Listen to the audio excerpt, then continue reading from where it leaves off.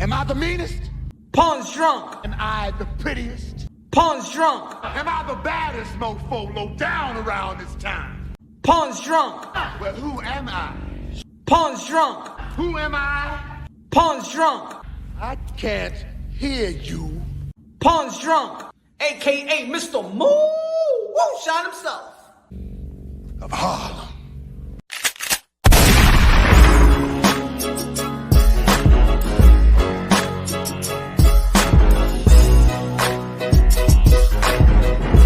Dímelo, mi gente, que lo que? You already know this is Punch Run Boxing, a.k.a. Mr. Moonshine himself, a.k.a. El Adobo, el Sazón, el Borracho, el Pastor de Boxeo. Ladies and gentlemen, fight week. Just another fight week in the sport of boxing. Ladies and gentlemen, y'all already know October 15th, this Saturday, Barclays Center, New York City, my home. Y'all already know, baby. We got Deontay, the Bronze Bomber Wilder, back in the ring versus Robert Helenius. And on the co-main event, you got Caleb Plant, who hasn't been back in the ring since he got defeated by Canelo Alvarez, the 4th Division World Champion, currently super middleweight undisputed, a.k.a. Carnelo, a.k.a. Cartelo, a.k.a. Cashkelo, a.k.a. Payday, a.k.a. Get that fuck out of here, man. The last time we see Caleb Plant, the Tennessee's own, back in the ring since that defeat, versus Anthony Durrell, who got one of the knockout of the year with that beautiful uppercut. Beautiful celebration. Beautiful momentum coming into this fight. Career still alive. Ladies and gentlemen, also we got all women, all the ladies, all the queens. We got Clarissa Shields, the 2 Division undisputed, the only fighter in the history of the sport of boxing. Even from the Greek days, ladies and gentlemen, Clarissa Shields, the only warrior, modern day gladiator, the one that put their life on the line for pure entertainment. Back in the ring, the only woman, the only fighter, 2 Division undisputed. Ladies and gentlemen, versus Savannah Marshall, the only woman that beat her, that defeated her. So Clarissa Shields needs to take care of that business, needs to get her licks back and be victorious. We're gonna be doing the prediction later on the week when it's getting real hot. And on the co-main event, you got Michaela Mayer versus Alicia. Baumgartner, ladies and gentlemen. Great co-main event. Also, in the undercard of Robert Helenius versus Deontay Wilder, you got Michel La Zarza, Ali Rivera de lo Mío, back in the ring, New York. Hopefully, we get an interview with him very, very soon. Shout out to everybody in the comment section. Y'all already know, man. This is the passion. This is delivery. Ain't nobody got it like that, like Punch Run Boxing. Y'all already know, baby. Y'all already know. Smash the like button. Make love to the like button. Kiss the like button. Give a hickey to the like button. Dookie Duke the like button. Turn around and Dookie Duke the like button. Suck the GG juice out the like button. Treat the like button good. Impregnate the like button. Give the like button twins. Treat the like button good before the like button take your ass to child support. You know how long the line is, ladies and gentlemen. Anthony Lopez in the building. Shout out to the members of Punch Run Boxing. What's good? The email. Hit that like, subscribe to the channel, share with your folks. But gosh darn it, do something. No free loading. That's what I'm talking about, Copa Punch. No free loading. That's what I'm talking about. Y'all already know. La ofrenda. Ya tú sabes, está en la iglesia de boxeo. La ofrenda. Ali in the building, sarcasm in the building, C in the building, Leo in the building. What's good, bro? What's good, brothers? What's good? Ladies and gentlemen, we're going to be talking about, the last interview, man. Shout out to Stamina for Sale. I got to say it right now. Shout out to Stamina for Sale. Shout out to Tunde. Shout out to the knowledge. One of the best, or probably the best boxing minds of all of boxing. Spencer Fearon. Beautiful interview, epic interview. Emotional interview, raw interview, sad interview with Chris Eubank Sr., the legend, bruv. Oh, man, he's coming for somebody. Chris Eubank Sr. ain't playing around, bruv. Oh, yeah, he ain't playing around. Oh, y'all forgot what he did for a living. Sometimes I believe that people forget what they do for a living. You know, like when they be picking on Oscar de la Hoya and stuff like that, right? They be picking on Oscar de la Hoya, the lingerie and stuff like that. Always trying to diss Oscar de la Hoya. Y'all forget what he did for a living. But it seems like in the UK and a lot of people around the world forget what Chris Eubank Sr. has done for a living. He cracked jaws. He almost killed people in the ring. I'm just keeping it real. I know it sounds harsh. I know it sounds harsh. But Chris Eubank Sr. was a monster.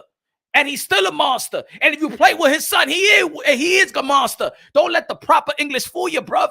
I'm very, very, very mad at and very disappointed to my son. No, don't let the proper English fool you. He'll give you a proper ass whooping. Yeah, he'll give you a proper ass whooping. You play with his son. Oh, let me just tell you, shout out to the Stamina for Sale. One of the best top 3 boxing channel. Again, with the knowledge. Spencer Fearon and Tunde. I love their show, man. I love their show. You know what I love about their show? They level the playing field. Let's not forget when Deontay Wilder and Tyson Fury, the excuse of Deontay Wilder, and people got mad. Who got the interview with Mark Breland? When a lot of people was believing and everybody was saying that Chris Eubank Sr. is in a mental institute. If it wasn't for the Stamina for Sale, if it wasn't for Spencer Fearon, the knowledge, we'll still think that Chris Eubank Sr. is in a mental institute. He leveled the playing field. Man, I keep hearing. I couldn't sleep. When I heard that interview. What's good, Zoe? What's good? Peace, man. Anali. Let's take it back. Just let me give you a little clip. You already know. Again, this is from Stamina for Sale. I'm going to show a little clip. Subscribe to Stamina for Sale. I believe that this is one of the best. We need Stamina for Sale. We need the knowledge. Spencer Fury and Tunde. I'm going to say it again. We need the knowledge. He is today's Burt Sugar. We need the knowledge. Spencer Fury levels the playing field. Let me just give you a little clip. But go subscribe to the channel and check out the whole interview and check out the whole live, man. When I heard Chris Eubank Sr. said this. I'm coming for you. You tried to murder my boys. I'm coming for you.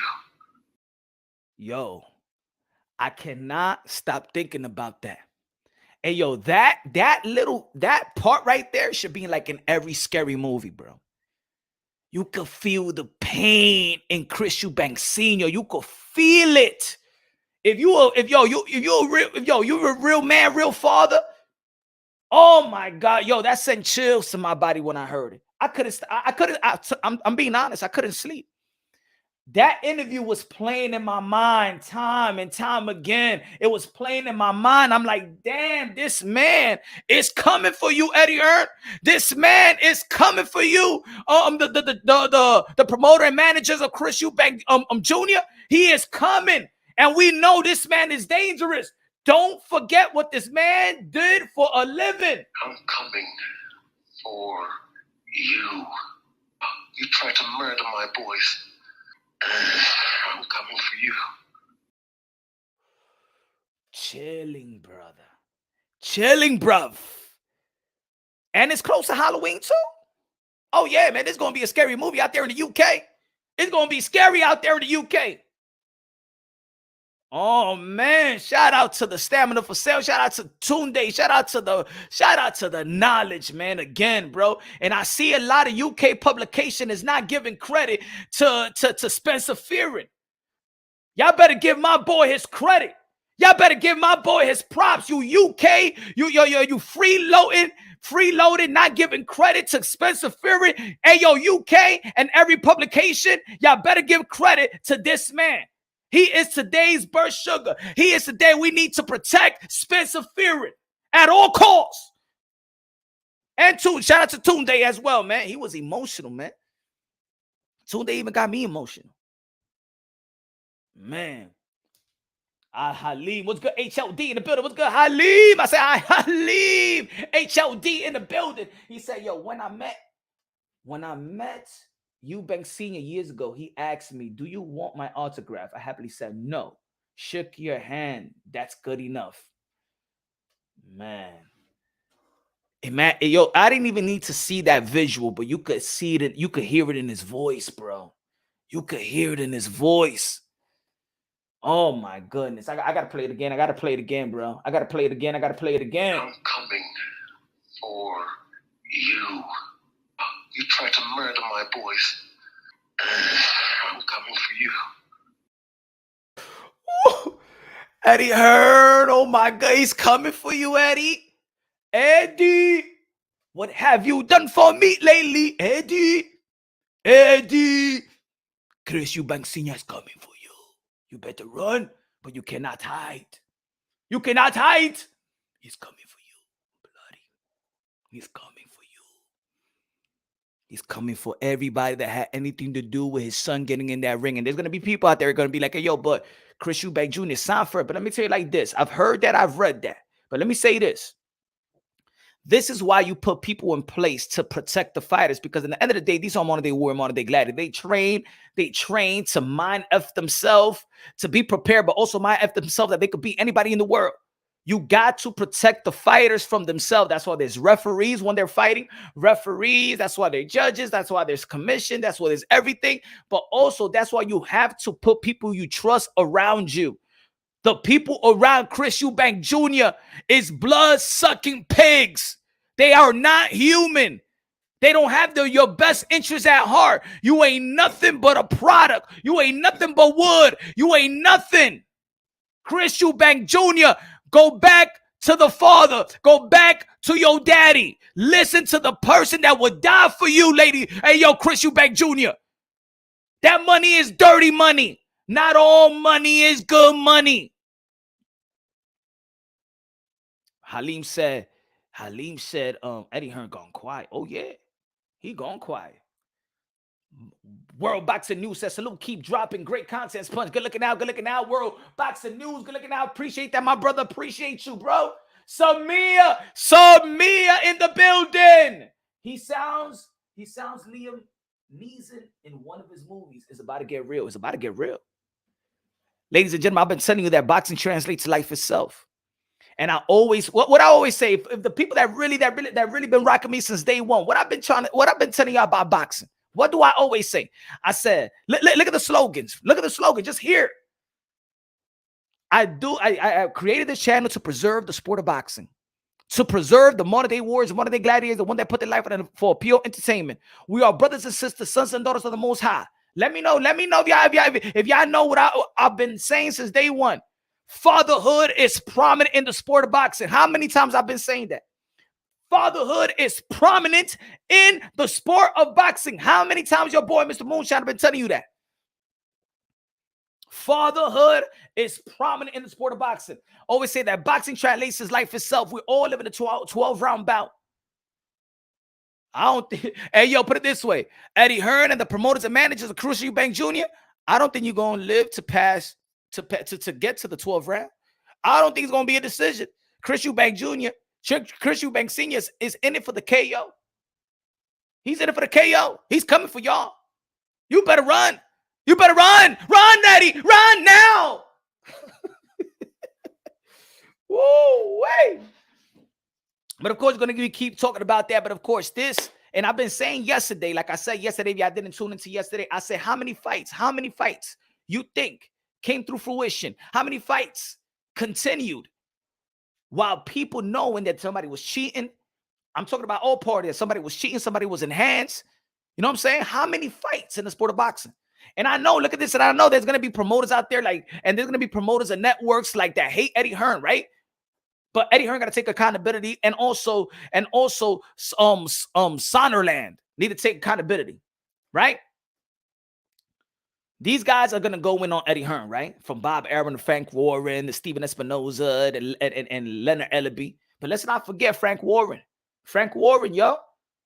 I'm sorry, not Frank Warren. Bobby Arim. You let the Valdez and Concepcion go. You let that shit happen. The WBC let that happen. Y'all let that fight.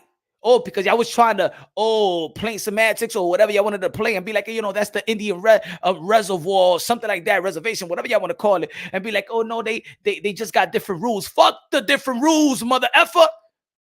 Oscar Valdez tested positive. He was dirty. And y'all still let Valdez and Concepcion get in that ring. And what Concepcion is going to do? He ain't even a millionaire. He ain't even a millionaire. Let's not forget that he got, what, $300,000 just to fight Shakur Stevenson. Probably got like $150,000 to fight Oscar Valdez. What we going to do? He's going to be like, yo, let me go into training. F it, man. Whatever he had in the T, I'm still going to be fighting because I need that money. I already was in training camp. I already paid sparring. My nutritionist, I got to give my coaches and stuff like that. Everybody, time is money. I got to get paid. I got to take care of my family. And this is the type of pressure that these boxers are in. Smash the like button, ladies and gentlemen. Smash the like button. Y'all already know they're really real. El pastor de boxeo. El pastor de boxeo, Mr. Moonshine, motherfuckers, everybody. Now, let me say this. Let's go with this weekend.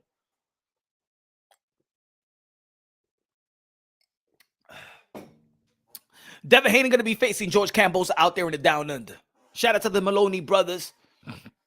Going to be performing as well over there, down there. Now, of course, there's a lot of people that feel like, this fight should have never took place. But, of course, there was a rematch clause. Just like there was a rematch clause for Deontay Wilder and Tyson Fury. And a lot of people wanted to see the undisputed heavyweight championship bout. But you got to go by what it's written. Just like in the Bible. Just like Nas' album.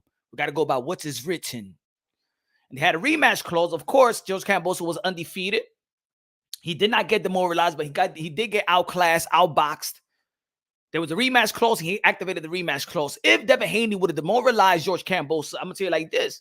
He would have never activated the rematch clause. But at least George Kambosos activated the rematch clause, unlike my boy Canelo Alvarez didn't want to activate the rematch clause to fight Dimitri Bivol. Look at the Canelo fanboy going to get mad at me. They're going to get mad at Punch. At least George, I said it. At least George Kambosos activated the rematch clause. At least Deontay Wilder activated the rematch clause, unlike Canelo Alvarez. I'm just being real. Y'all going, what happened? Huh? Y'all panties what I say like that? Huh? Oh yeah, he can. You see, Punch Drunk can throw some shots at Canelo Alvarez and stuff like that. You know what I'm saying? He sounded like these guys, like NBC and stuff like that. What you gotta say that, man? What you gotta justify, Punch? He said, "Before ain't no damn Kambosos." What's good, Boxing Magic? I'm just saying. I got to poke at the fanboys. I love every fan base, but the fanboys, the Pax Hearts, the Flo Mo's, the Deontay Wilder fanboys, and the Canelo fanboys. Hey man, y'all could jump off a motherfucking cliff. I don't give a damn, man.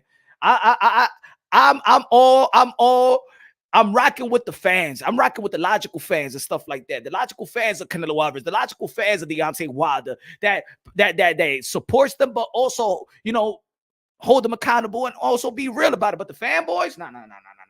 Y'all could jump off a cliff. Haney tweeting about fighters on Fight Week. Gotta love that good old team Haney promoting. Hey, man, I'm gonna tell you like this. A lot of people ain't in tune with that fight, so you gotta do what you gotta do.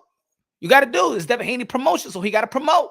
It is what it is. I know Gervonta Davis is saying, don't use my name, but let's talk about that. Let's talk about that because, of course, y'all have heard me say a lot of times that I want Devin Haney to look sensational. I want Devin Haney to entertain. I want him to do so. You know why? Because I believe that he's getting snubbed because of his entertainment value, not because he's not good skill. Look, I wouldn't be pressuring Devin Haney to look sensational, look entertaining, and be entertaining, look spectacular. I wouldn't be saying that if I didn't think his skill set does not entail that. He's fast, he's athletic, he's quick, he got defense. So, and he got good punch selection, and he's smart.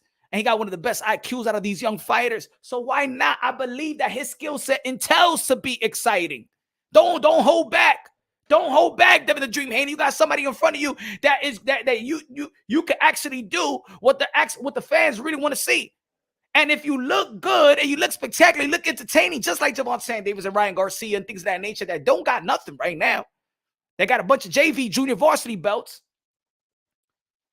Then you will have the gold, you will have the money, you will have the entertainment value. I always say, and I always told the Haneys, even when they talk about being the next Floyd Mayweather, I said, no, you are not the next Floyd Mayweather. But you know what you could be? You know what you could be? You could fall under the tree of Sugar Ray Leonard. You don't talk a lot of trash. You know what I'm saying? You're a humble dude. You're a nice dude.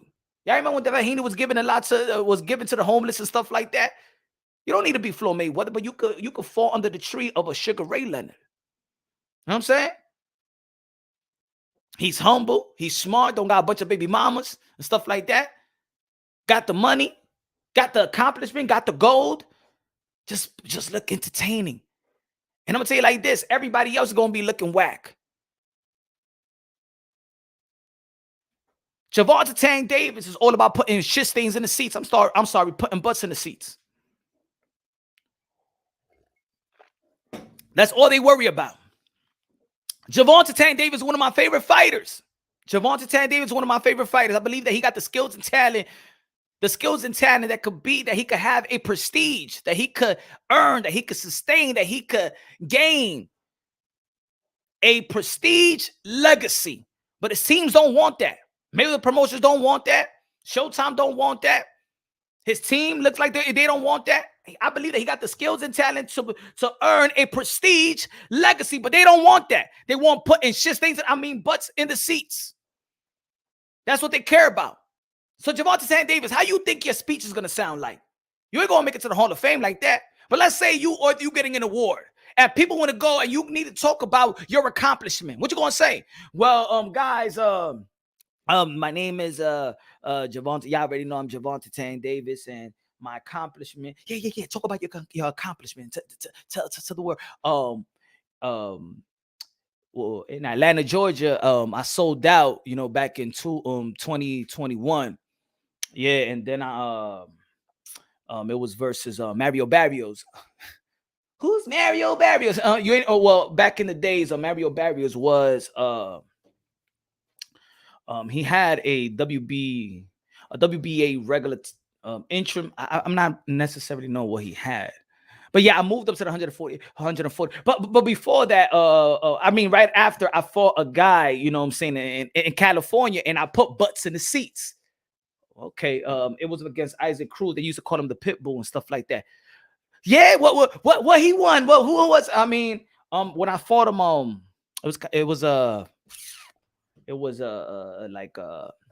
he was filling in for Rolly Romero, you know what I'm saying? So it was a short notice, but I did put butts to the seats in California.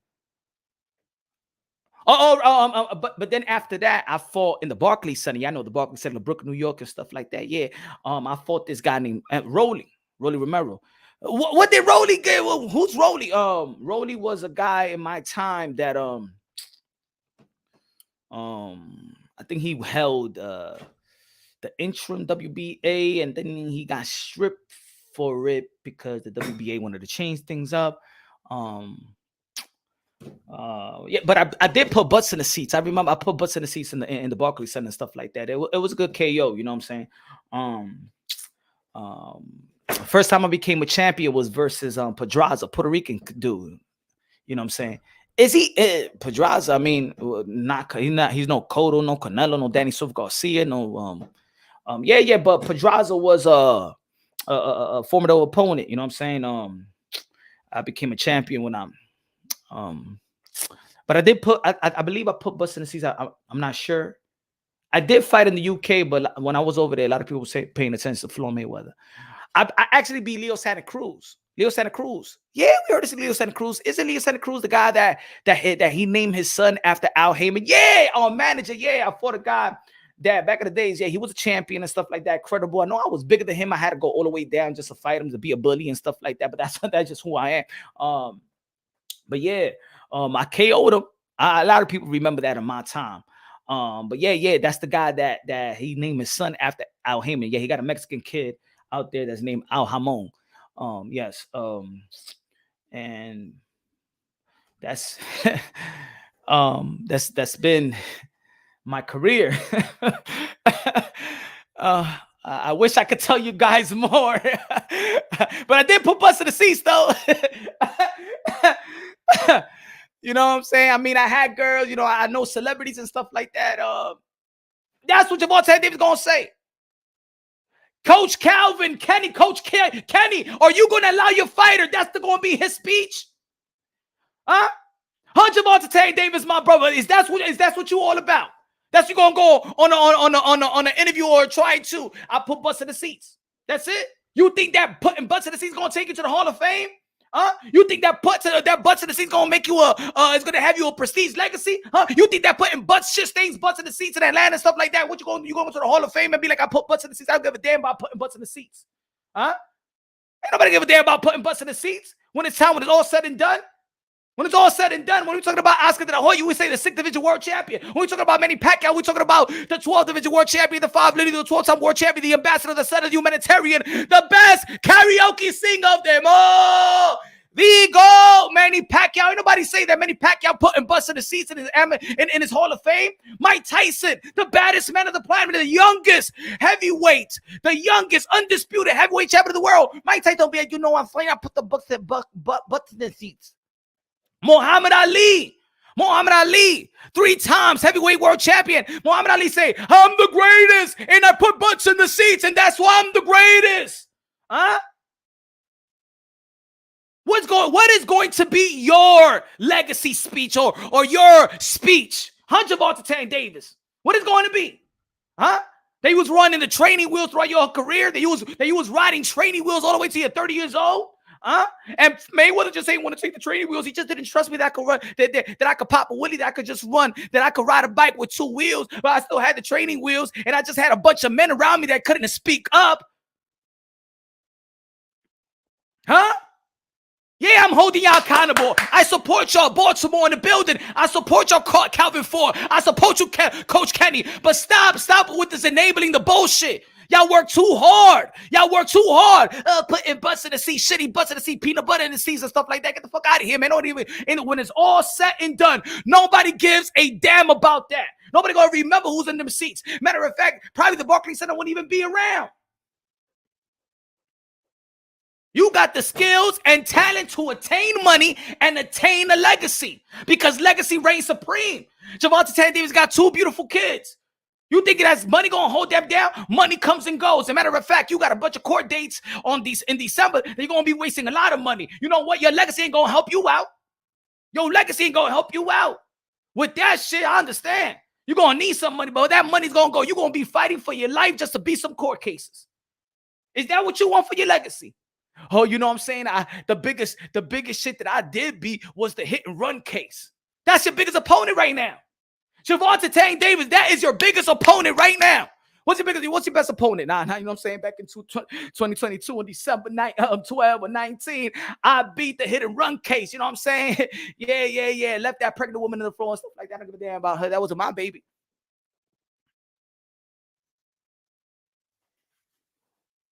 It's not about, see, and when we talk about legacy, there's going to be people out there that are going to be like, yo, but Punch, you know what I'm saying? What about the money? You do it for the money.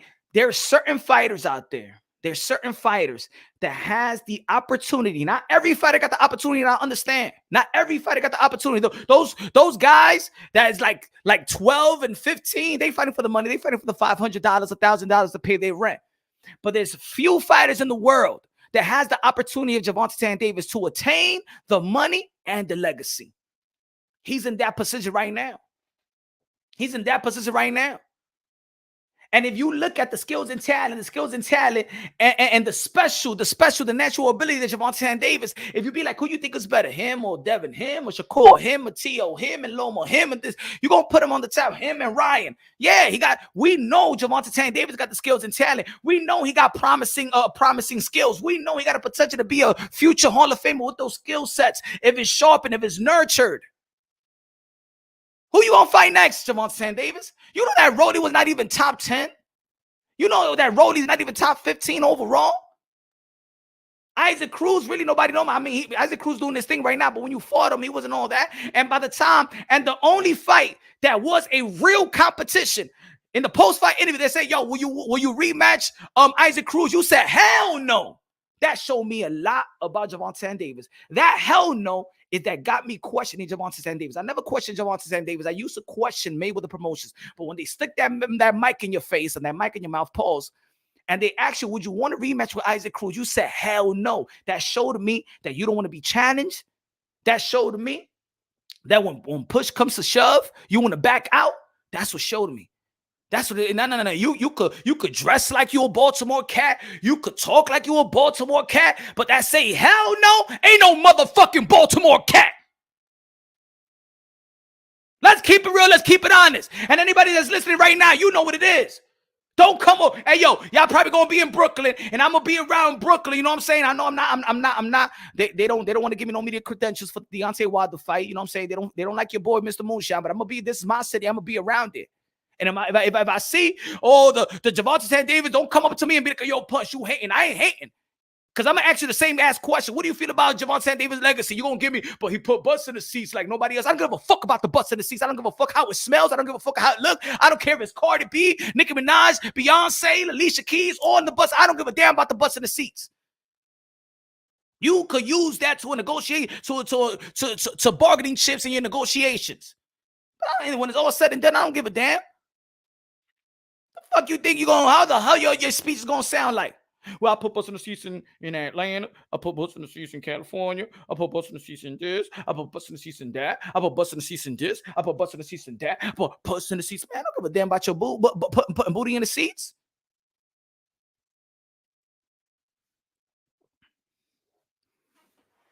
Why y'all scared? And I know. Shout out to the Rise podcast. But let me keep it real. Let me keep it honest. Shout out to the Rise podcast, but let me keep it real. Y'all know why y'all don't want to speak up? You know why y'all don't want to speak up to the powers that be? You know why? Because I understand that y'all not trying to burn a bridge. Because y'all know that Gervonta Davis is not going to be here forever. And y'all still got these young, hungry lions in Baltimore, which y'all training. And I give y'all props. The Coach Kenny, the Coach Calvin Ford, I give y'all props. Y'all doing great things in the community. And I understand why y'all don't want to speak up. I understand why y'all don't want to speak up. They don't even give you a mic, Calvin Ford. They push that mic to the end. Huh? Gervonta Davis is here, and Floyd Mayweather is here, and Leonard Ellaby is on the other side, telling Gervonta Davis how to talk. Say this. Say that. Now, don't say this. If they ask you this question, don't answer. I'm your daddy. No, I'm your daddy. No. And then Floyd Mayweather hits Leonard Ellaby. No, I'm his daddy. No, I'm his daddy. Calvin Ford is on the side, just looking and stuff like that. Nobody praises Calvin Ford. And then Calvin Ford be like, I don't really care. You know what I'm saying? That's my young gunner, man. That's my young man. You better speak up. You better speak up. You better be the Calvin Ford. I mean, you better be the Chris Eubanks Sr. to Gervonta Davis. You better save him. You better save his legacy. No, that's my son. No, that's my son. No, that's my son. You ain't my daddy. You ain't my daddy. Shut the fuck up, Gervonta Davis. I thought my contract was gonna be over, man. I told you the contract is over when I say it's over, motherfucker. All right. High low. High low. D-Melo. If it's moonshine, it gotta be great, better than Frosted Flakes. Gervonta Davis thought that his contract was over. They'd be like, hey, yo, sign this for the Isaac Cruz fight. And your contract is going to be over after this fight. No, I'm sorry. Go sign the contract with Rolly. You know what I'm saying? Not knowing that his contract was over when it was Isaac Cruz. But then like, hey, yo, sign this contract to fight Rolly Romero. It's going to be good money. He signed the contract, but within the contract probably has an extension that if you sign the contract to fight Rolly Romero, that's an extension as well. And now Gervonta Davis, what the fuck happened? What the fuck did I just sign? I thought I was out of this contract. Nah, motherfucker. You ain't out this contract, motherfucker. I thought I was out of this contract.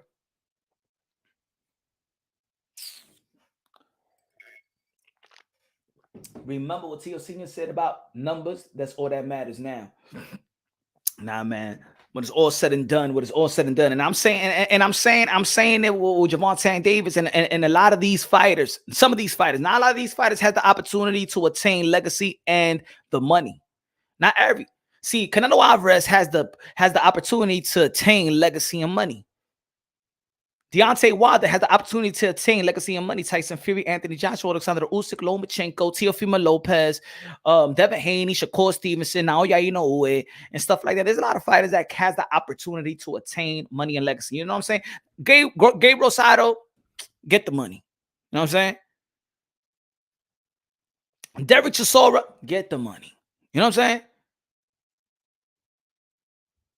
Kell Brook, he had to get the money.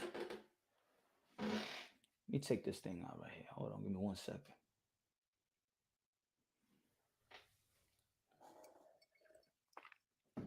So Devin Haney, Now, Devin Haney gets critiqued of the way that he performs, but at the end of the day, Devin Haney, in and out the ring, got a good legacy.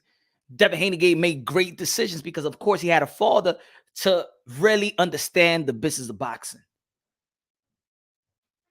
Bill Haney understood when he's bringing his son into this greedy, slimy, corrupted, politically sport.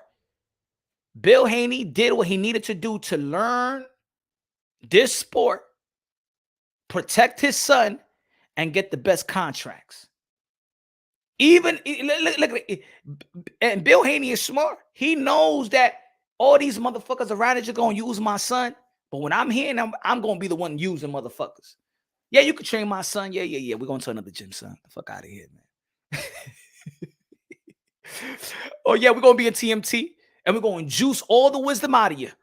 And then by the end of the day, when there's some contracts, flowing, brother, you thought I was gonna sign to you? Get the fuck out of here, man. I'm signing that big deal with Eddie Hearn.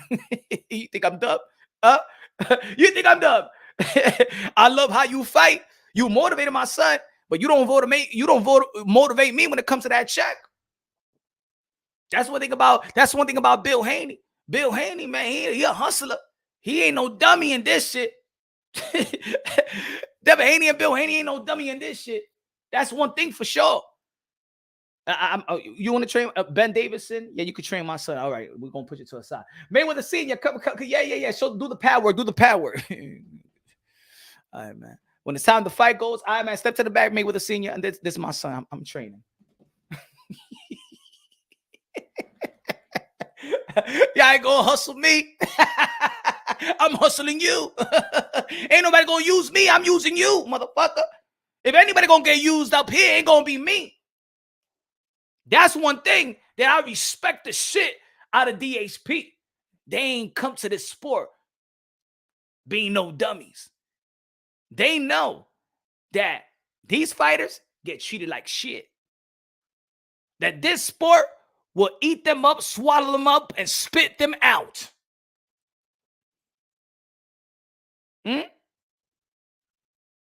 There's a lot of parents out there. Also, there's a lot of amateur coaches out there that do not understand the business of boxing. Still don't understand the business of boxing. And then you got these fighters with their head cut off, not understanding what they're signing, how they signed it, how many fights they got. They only know the bonuses. They only know the stipends and stuff like that. They don't know ish. They financially illiterate. Let's be real. A lot of us is financially illiterate. It took me a while how to understand money. I know how to count money, but a lot of us is financially illiterate. I'm not saying that you can't read, but it's almost like comprehension level. I didn't comprehend the real value of money. And there's a lot of people that can't comprehend the real value of money. So you financially literate. Yeah, you could count it. If I give you fucking $50,000 and count those cash, you're gonna count it. It doesn't mean you know how that doesn't mean you know how to understand to maintain that, to sustain that, to invest that, to save that, to double that up, to quadruple it up. A lot of us is financially illiterate. Bill Haney ain't no financial illiterate. And Devin Haney is learning from his dad. And who else can you trust but your dad? Seems like Chris Eubank Jr. didn't want to trust his dad like Devin Haney trusted his dad. They don't teach that in school, Anali. Facts. They don't teach that in school. But you know what they want to teach in school? That he is not no she and she is not no he. That now is an it. That they're switching up. They want to teach you about understanding the rainbow family. Instead of teaching financial literacy, they want to implement curriculums in school that, you know what I'm saying, how to understand un hombre que se lo meta a otro hombre. Pinga y pinga. Sword wars. That's what they want to teach in the school right now. No, they're not mentally ill. No, that the he, she, we got to sit down for 48 minutes. My kids need to sit down in class for 48 minutes to understand and to understand why the he, she is what he think he is and stuff like that. And don't you respect that. You respect her. But teacher, he was a he yesterday. Hey, you're going to be suspended. But I don't understand this bullshit. I'm going to tell my dad. I swear. My son knew some kid. He was a he, and then in 6th grade, he's a she. I told my son, I said, no, I call him the he. And the teacher said that to respect him and call him a she. I said, no. I'm coming to your school tomorrow.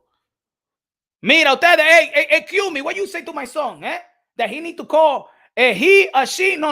Okay, I did not bring my school. My school is not coming to my son is not coming to the school, so you could create a mentally ill kid, all right? And bring the motherfucking parent. I said, yo, bring the parent. I'll touch the parent in his face. Well, you know that people gotta respect. You can't respect. You better respect my son's intellect. Your son is a he, okay? Y that's it. Ese tipo tiene pinga, ¿oíste? Hey, yo, these parents that give hormones to their kids, man, I think the state should take their kids away from that parent. Se lo digo así mismito. Ustedes son el diablo, ¿oíste? Ustedes son el diablo. Fuck out of here. DK, my son gotta call your son a she or something when they was in 3rd grade, and he know him as he and stuff like that. Yeah, no. Ustedes son estúpidos. You're gonna be mentally ill. Lock up those parents. Lock up those parents like what the parents from R. Kelly victims.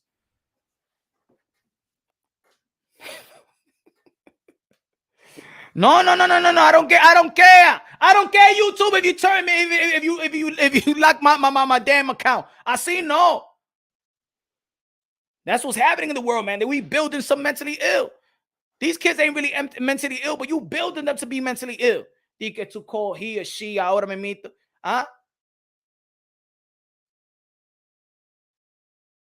No, así no. El demonios. Ellos tienen que ir para vigilia. They got, yo, I'm gonna smack one of them parents and them kids with a bucket of holy water. Báñate con the fucking holy water. Excuse my language. Dios, pero tú sabes que yo me estoy quillando con esta gente, Excúsame, Dios. Yo no soy Satanás, esa gente que son Satanás. The new generation rise is effed up, right? Kings of the Commonwealth said he'd rather have T.O.'s career and early loss in my career will forever change me for the better. Haney's career definitely fixed so far. I think that Teofimo Lopez has the best win out of all of them. I think the best win is Lomachenko. I think the second best win is Shakur Stevenson beating Oscar Valdez, the tea drinker, or Jamel Herring, back to back. I like the back to back. What's a better back to back for y'all? Teofimo Lopez, Richard Comey, and Lomachenko, or Shakur Stevenson, Herring, and Oscar Valdez. I think Teofimo Lopez and Shakur Stevenson got the best win. I think Devin Haney got the best contracts outside of the ring. I think the best resume is a mixture of T.O. and Shakur Stevenson. I think that's we can honestly say that. Gervonta Davis, I think all the skills and talent, he just hasn't matched his expectations yet. And I don't know if those, you know what I'm saying, it's like when they be like, yo, he sold out Staples Center, but you see the black sheets in the balcony. I don't know about that. Nakatami, Comey, Loma. Yeah, Kings of the Commonwealth. But Devin Haney, if he retires, let's say right now, if he's only 23 years old, gonna be 24 years old. If he's getting interviewed and he needs to like explain his accomplishments, he could say like, well, I beat George Kambosos that beat Teofimo Lopez that beat Lomachenko. And they said to be the man, you got to beat the man. So I beat the man that beat the man that beat the man. But of course, there's a lot of boxing fans. I don't believe too much in the triangle theory as well. But people do use it. I think that Devin Haney needs to do more in the lightweight division, in my opinion. But he fought the likes of Jojo Diaz that came from a lower weight class, and Linares that, you know what I'm saying, you know, he beat respectable names that got respectable skills and talent, that got speed like Linares, got amateur pedigree like Jojo Diaz is tough. The Gamboa fight was kind of you know, even though that he outboxed him all every round. And the George Cambosa, he handcuffed him and stuff like that. So Devin Haney, you know what I'm saying? At least he got the hardware. He's gonna go. At least his name, if he goes to the Hall of Fame, you talk about undisputed, he's gonna be there. You know what I'm saying? Gervonta Davis, what he's gonna be. You can't be pushing that Showtime, the 3-division world champion. Now he's a 3-division world champion of junior varsity belts. That don't count. So I'm telling Gervonta Davis, man, don't let this moment. I know that life goes fast. I know Gervonta Davis' life is going real fast right now. It's going fast. You think that this life may last forever. You're going to be 28 years old, 28 years old. How many more years you got in this boxing-ish? How many more years you got in this boxing-ish going the way that it's going right now? How many years, put it this way, not how many years you got in this boxing shit. Gervonta Davis, let me ask you a question. How many years you got left in being hungry? Because I'm saying like this, a lot of these fighters could stay in boxing, but for how many more years you got being hungry? For how many years you got left being hungry? Around this time, even Roy Jones Jr. wasn't even that hungry. Oscar De La Hoya was not even that hungry no more. They explained it. You remember Roy Jones Jr.? He was contemplating retirement way before he even lost. He started playing CBA. He started playing professional basketball, and he had a professional basketball game in the CBA, and the same night he had a boxing fight. How many more years are you going to be hungry? Because let's be honest, bro. Let's be honest. You was getting outboxed by Rolly. You was getting out-jabbed by Rolly. I don't give a damn if people want to play it like, oh, he was setting him up. I don't even think Gervonta Davis knew that punch was really going to put Rolly out.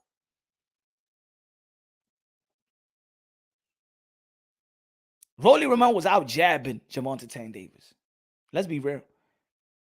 Mario Barrios was, I'm not going to say really outboxing, but if we go skills for skills, that fight looked like Mario Barrios was just implementing a little bit more skills than Gervonta Davis.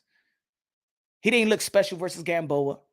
He didn't look special versus, of course, he got a special knockout, but even Leo Santa Cruz was pushing you back. And it's not about, in my opinion, it's not about Gervonta Davis' skills. It's about the Gervonta Davis is keep going to a training camp knowing that this person they put in front of him is meant for him to take out. It's tailor-made for him to take out. Gervonta Davis is not going to training camp hungry. He's going to training camp to lose weight. And you can see it in his style that he's not hungry. He just got the raw skills and talent, the athleticism.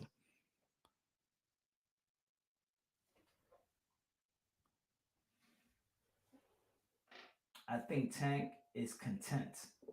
Yeah, because because think about it. If you have a Floyd Mayweather, right, that did it all, mind fuck you in believing that what you're doing is okay.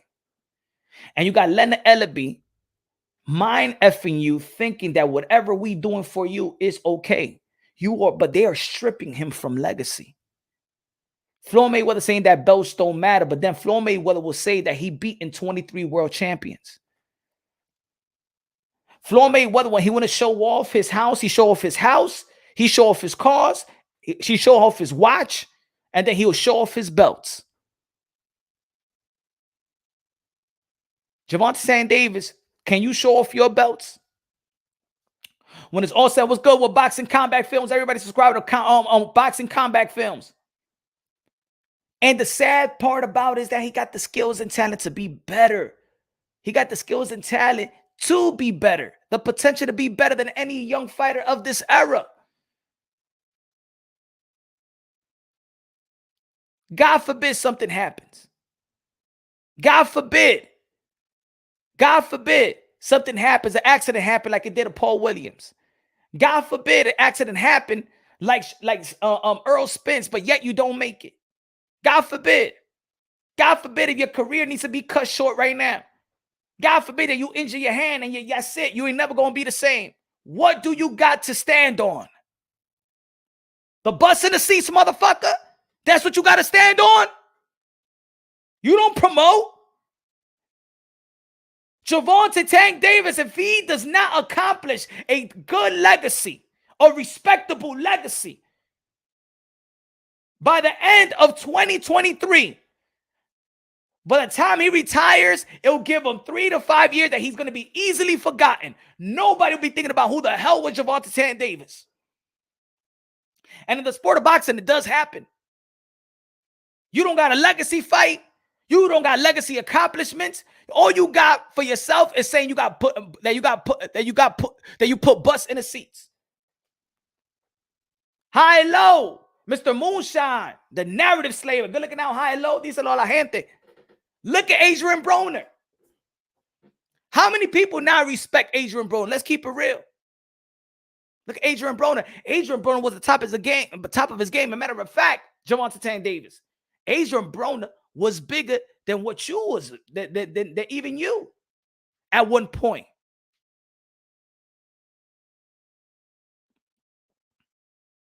What's Adrian Broner now? But at least Adrian Broner could say that I'm a 4-division world champion. But then they're going to be like, and at least Adrian Broner fought Manny Pacquiao. Did get knocked out by Manny Pacquiao. Fought Sean Porter. Dropped Sean Porter in the 12th round. Fought Mikey Garcia. Was a good in the second half for Adrian Broner. Fought Maidana, got beat by Maidana, but at least finished strong. At least he fought the names. At least Adrian Broner, the guy that right now that people be like, you should retire. At least he fought names. At least he ain't duck no smoke. Right? At least Adrian Broner, as much as there's people that didn't like or that was not a fan of Adrian Broner, at least Adrian Broner didn't duck no smoke. That's one thing we can say about Adrian Broner. And Adrian Broner was a little man moving up. Let's not forget that Adrian Broner wasn't even a welterweight. Yeah, he beat Paulo Malignaggi, but he was not supposed to stay in the welterweight division. He was smarter than Mikey. He was smarter than Pacquiao. Well, you know what I'm saying? But you understand, he coming from the lower division. He was smarter than Sean Porter. He was not supposed to be fighting Sean Porter. And he did something to Sean Porter that Dennis Garcia, Ugas, and Keith Thurman couldn't do. Put him on the floor. Put him on his ass. Not even Errol Spence could have put Sean Porter on his ass. Adrian Broner put Sean Porter on his ass. HLD said, yo, Tank at the Globe Trotter. He don't care about the NBA Larry O'Brien trophy. He's not a legacy fighter.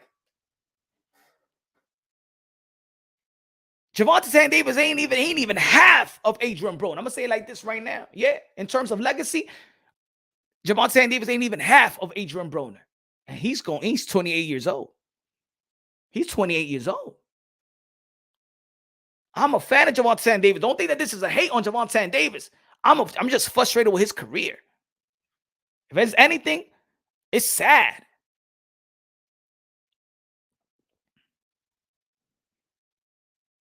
It's sad the way his career is gone with the skill set.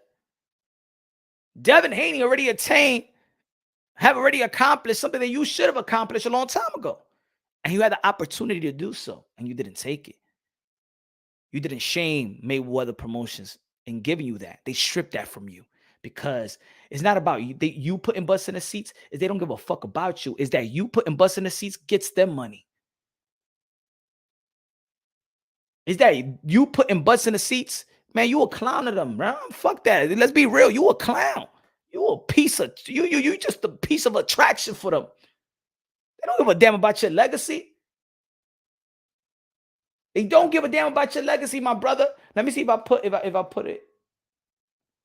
Let me see if I put it here. Hold on. Give me a second. Let me upload what this man did. Let me upload this. Let me upload this so we can really, really, really dial into this. Hold Hold on. Where we at? There you go. Let's upload this right quick.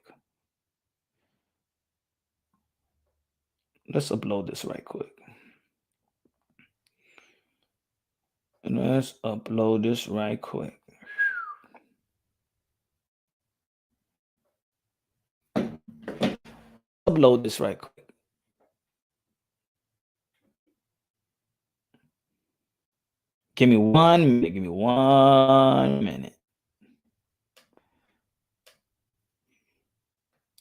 Let's upload what Lana Ellaby stated. Or what was it, a week ago? Let's upload what he stated a week ago.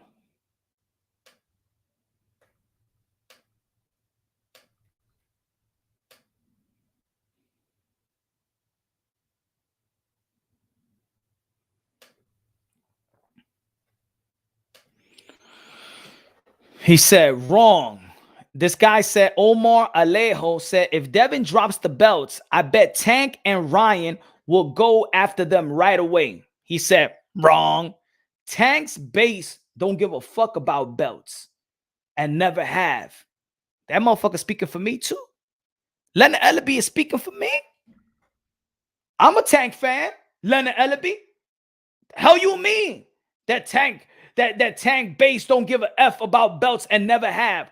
Why is Ryan Garcia a bigger attraction than every lightweight not named Tank? And he never has belts. They have conditioned Gervonta Davis not to care about legacy. Yeah, in the end of the day, my friend,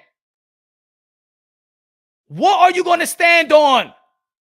You going to stand on butts in the seats? When it's all said and done, you won't have a butt. You remember that butt? You remember that butt in Martin when Gina gave Yo, you remember that episode? Hold on, let me take this out. Hey, y'all remember that episode when Gina gave Martin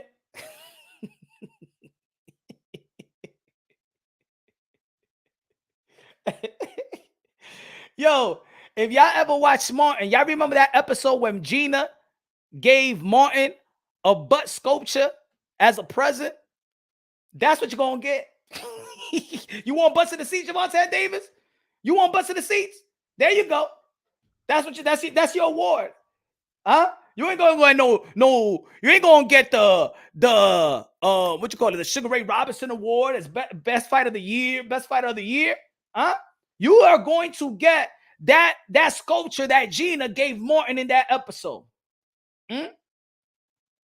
Doing the butt, hey, doing the butt.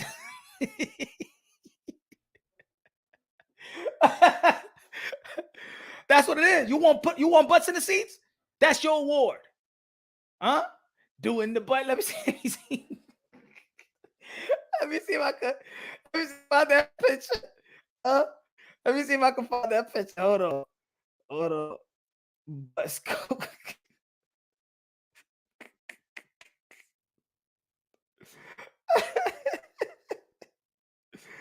Hold on. Let me see.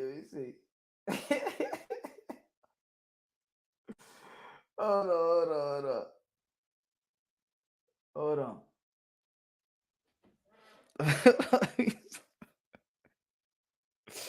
That's what it is right here. Boom. Let me see. I remember this episode, bro.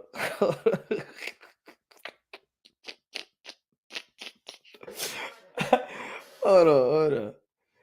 Should do a separate video for this one, bro. Hold on. Let me upload.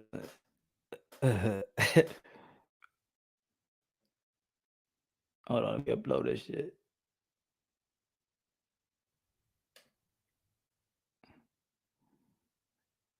Hold on. All right. Let me upload this.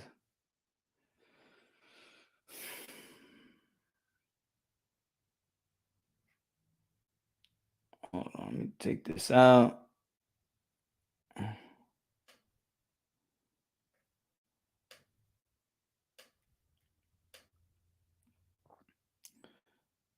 Y'all remember? Boom. Y'all remember this? Y'all remember this episode? Y'all remember this episode in Martin?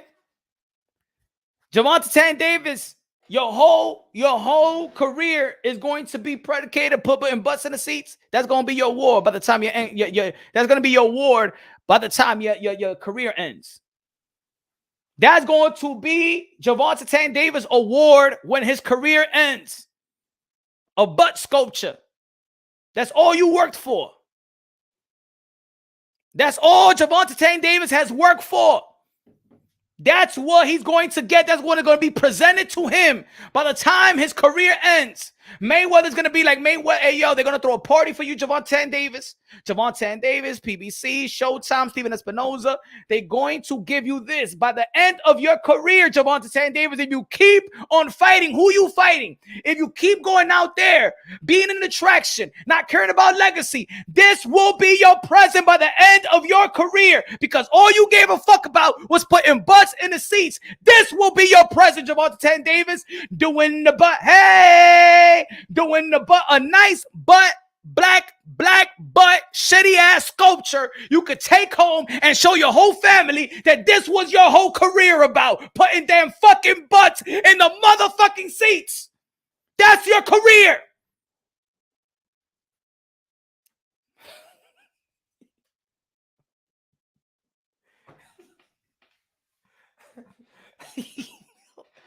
Savage! What's good, Savage?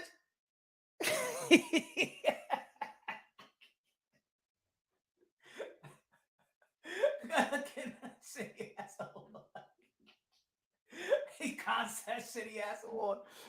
This is Gervonta Davis' career. He ain't gonna get no trophy. He's not gonna be a Hall of Famer.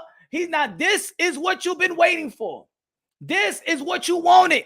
This is what you worked for. You wanted butts in the seats. Here's your ass. Take that ass and put it in your trophy case. That's the only trophy Gervonta Davis is gonna have in his trophy case by the end of his career. That butt in the seats. You got it? You got it, Calvin Ford, if you don't wake your boy up. You got it, Coach Kenny. You got it, Rise Podcast. You got it, Leonard Ellaby. You got it, Al. You got it, Steven Espinoza. You got it, Showtime. You got it, Floyd Mayweather. That is going to be Gervonta Davis trophy case. That butt sculpture, the shitty ass, that peanut butter shit stained ass that just threw a fart right now, but I can't smell it. That is going to be your trophy on your trophy case by the end of your career. It's going to be a bunch of junior varsity belts and that sculpture in the center of your trophy case. Because all you did for your career and all you glamored was putting butts in the motherfucking seats. There you go. You put your blood, sweat, and tears. Forget about legacy, right? Because you don't give a damn about legacy. You don't give a damn about legacy reigning supreme, Gervonta Davis. You don't care about legacy reigning supreme, Mayweather Promotions. You don't give a damn legacy reigning supreme for Gervonta Davis. Leonard Ellaby. All y'all want is crusty old ass butts, shitty ass butts, butt stains on the motherfucking seats, and you're gonna have a bunch of butt stains in your trophy case. Here you go, Gervonta Davis. Punch Run Boxing has declared you the putting butts in the seats, the best putting butts in the seats award. There you go. There you go. The presenters is Gina and Pam. Here, Gina and Pam is going to present you what you've been working for your whole career. Butts.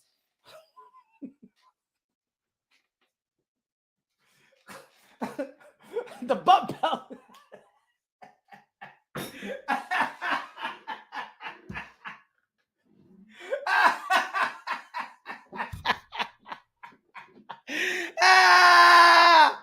That's what you want? Is that what you want, Tank? Huh? Is that what you want? You know who else puts butts in the seats? Butterbean. Hey, yo, Paul Spendafora put butts in the seats in Pittsburgh. Nobody give a damn. Hey, yo, put it this way. Let me go there. Let me go there, y'all. Let me go there.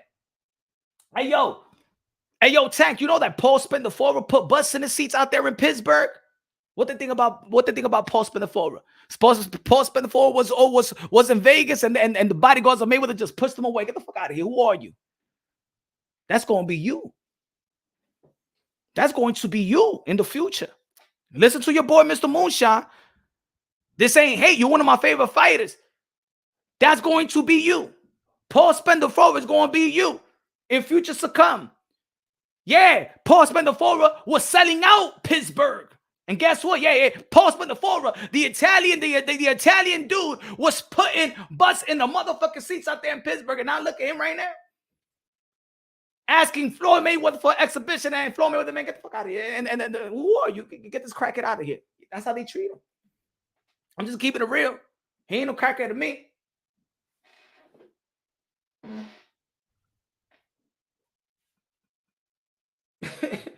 I don't like any of them boys in your poll, Punch. Give me another name, please.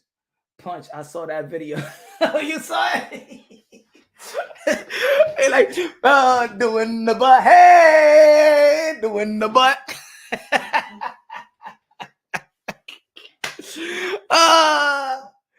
Oh, shit. That's going to be, yeah, I'm going to make a video out of this shit, too. I'm going to make a video out of this. Huh? Gervonta Davis. There you go. That's your award. That's what you're going to gain for your career. Yeah. $40. $40. That's what you're going to get. Huh?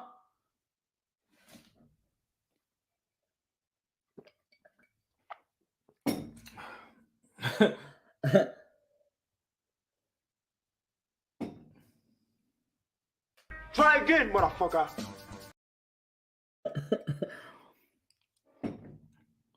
Again, I'm a fan of Tank. I'm a fan of Tank. Hey, yo, I'm going to make a butt belt. I'm going to make a butt belt. That's it. You see how hey, yo, who started that email shit? Who started that email shit? Now is the butt belt. That's what you want, Gervonta Davis. That's what you're going to get. If that's what Gervonta Davis is fighting for, then we declare making a butt belt just for Gervonta Davis. We're going to make a shitty one too. Because those people that go see you ain't no boxing fan. You don't know shit about boxing. And we're going to have Gina and Pam give you the butt belt. Yep. That's what he's working for. Every time they trying to shame other fighters is about putting butts in the seats. Remember with Josh Taylor? Josh Taylor don't bring nothing to the table. You got to bring butts in the table, right? Okay. Teofimo Lopez can't sell, right? That's what they say. It's all about putting butts in the seats. Devin Haney can't sell, right? You don't put butts in the seats like you. All right. So it's all about you only fight for putting butts in the seats. That's all you care about. But. Doing the butt. Hey, that's Gervonta Davis. This is Gervonta Davis' prize in the end of his career, y'all. I'm gonna keep it right here for y'all. Right here. This is Gervonta Davis. This is everything he's been working for since he was a good amateur, putting all the blood, sweat, and tears. All the blood, sweat, and tears. And at the end of the day, this is the prize. This is the trophy. This is what he's with right here. The butt. The nice butt. The Atlanta butt. Chocolate City butt. The butt sculpture. Pancho, take it away, women. Pancho, sing a song. Anyway. Then it's said it's on me. Then it's let us know. Said it never means me. Had a many bone. Wait a minute. What do you mean? What do you mean? Scream me when I'm low. Then it started show me. When it 90 feet. Pancho! And Pancho's gonna sing a song for him when he's getting an award. He said that's a firm ass, yo. He said that's a firm ass. Let me take this butt out. Let me take that butt sculpture out. The end of the day. In the end of the day. Look at the Chocolate City butt. Is that Clarissa Shields' butt? You think so? Look, what's the difference? Let me see. What y'all think, folks? Is that Clarissa Shields' butt? Let me see. Is that Clarissa Shields' butt, y'all? Yeah, that's what Gervonta Davis is working for. Mm-hmm. Yep.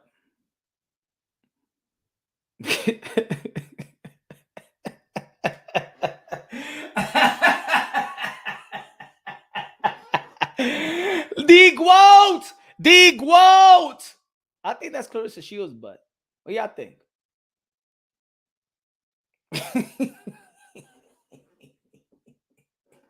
Bullshit, motherfucker. You know you're fucking with. Ya saben que yo le tengo una producción que dice, mami, ¿y qué lo que? Yo, dime si me quieres o si no me quieres. Mami, yo tengo mala suerte con las mujeres. Mami, tú me tienes llorando como un perrito. Llorando como un perrito. Llorando como un perrito.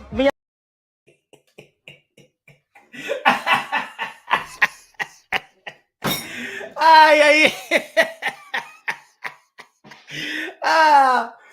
Oh, shit. Oh, man. What legacy without money? What is legacy with? But see, that's what I mean.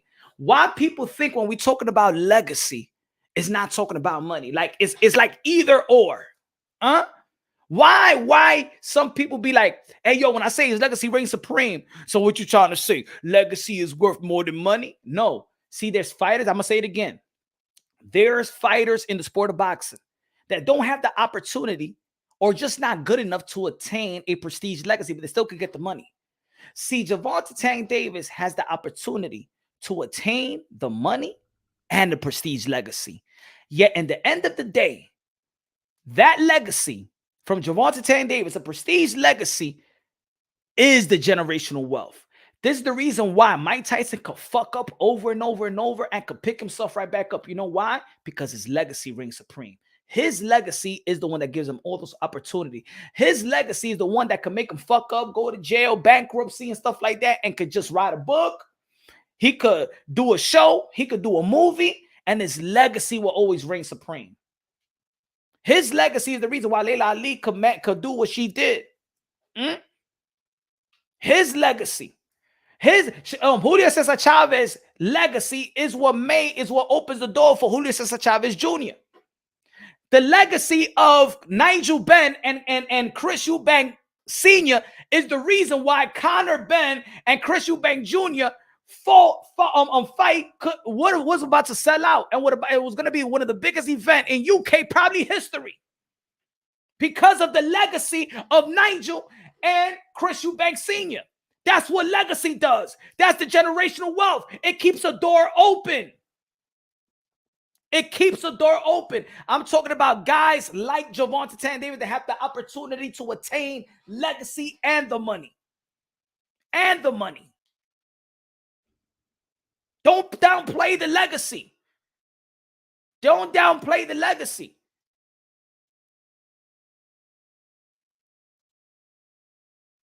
Don't downplay the legacy.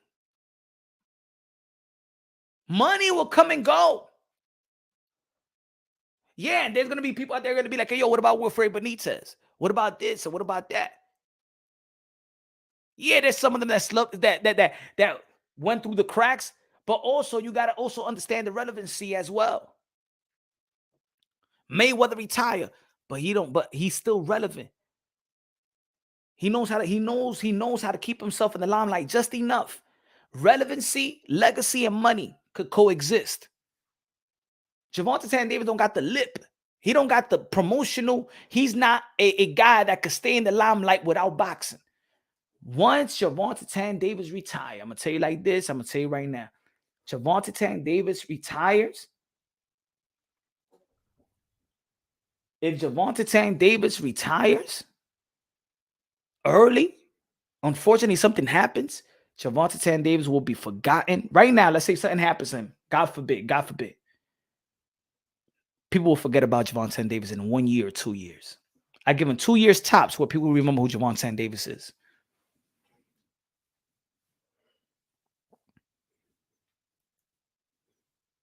Manny Pacquiao's legacy is the reason why Michael Pacquiao could spit a freestyle and that shit go viral and gets 1 million views.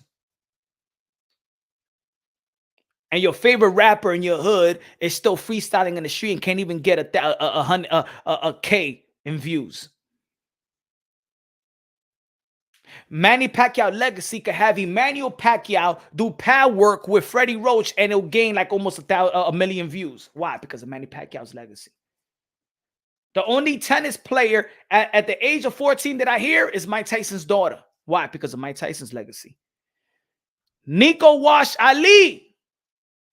Nico Wash Ali, that did not even have a prestige legacy. I mean, didn't have a prestige amateur background, got a promotional contract and is televised in his first fight. Why? Why is Nico Ali? You never really heard about Nico Ali in the amateurs. He don't have he ain't win no Pan American game, World Cup, gold medal, bronze medal, silver medal. Huh? Why is Nico Ali promoted on ESPN, the worldwide leading sport? He's promoted sometimes even more than the main event. Why? Why Nico Ali gets to sign with Top Rank and Birdie has an amateur background and already televised and was televised in his first fight? Huh? Why? Because legacy reigns supreme on Muhammad Ali. Why is Campbell Hatton promoted, got a promotional contract, barely had an amateur background? Why? Why his first 4 fights was televised? Why? Because Campbell Hatton legacy reigns supreme.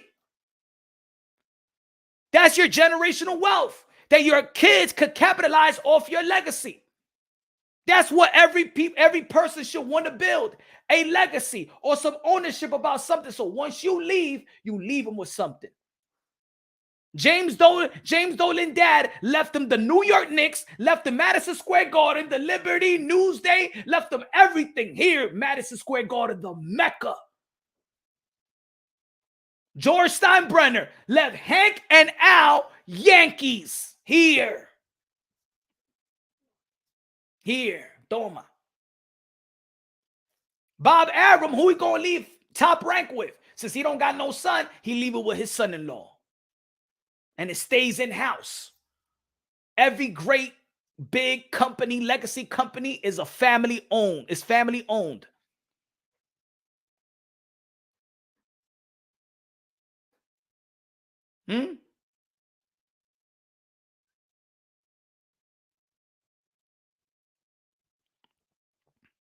Why you think George Foreman could do fucking George Foreman grills? His legacy. Why you want to smoke Snoop Dogg's new weed? His legacy. And his wife is put on. Why Tyson Fury could have his wife do a book and it sells good? Because of his legacy.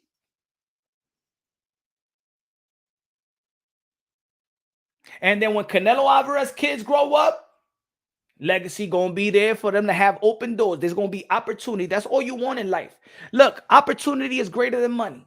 Sometimes you just want an opportunity. No. Don't even give me no money. Just give me the opportunity. Give me the opportunity and I will excel. Gervonta Davis got nothing. Gervonta Davis right now has nothing. His money runs out. He has nothing. Nothing. The best thing they could do is baby mama sue him or something and get some money and hold it for his kids at this point. Because what it looks right now, Gervonta Davis is going to be spending money on legal matters. He got 2 cases. And they're going to milk him. The lawyers is going to milk him. They're going to talk to the judge. We need more days. We need more hours. Because them attorneys work on an hour. Let's milk this kid.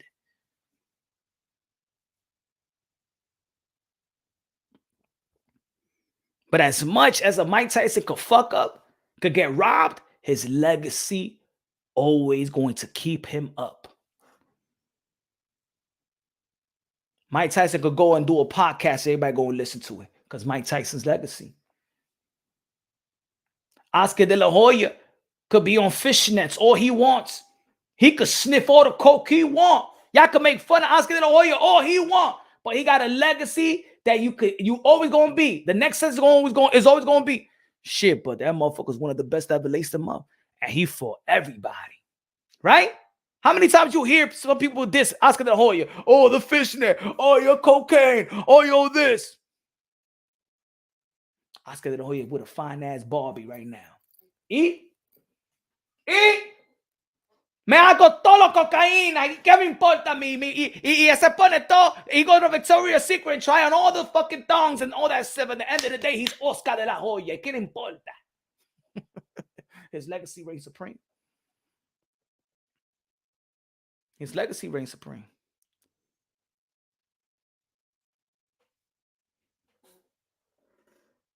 Oscar's what got me into boxing. What Gervonta Davis gonna do right now? Tell me. He's 28 years old, still having contract problems. Don't even know what the fuck is going on in his contract. Punch, who does Tank need to fight to put himself back in the path for proving his legacy? He needs to fight a significant fight at the right time where people at the relevant time, meaning a Devin Haney fight, meaning a Shakur Stevenson fight, meaning a Teofimo Lopez, other guys who have attained respectable accomplishments. You know what I'm saying? The reason why George Kambosos could dabble and make some good money off the Devin Haney fight the first time and get that $10 million deal is because he beat Teofimo Lopez, a guy that had a significant win versus Lomachenko. And he could be, let me get that $10 million. Who want me?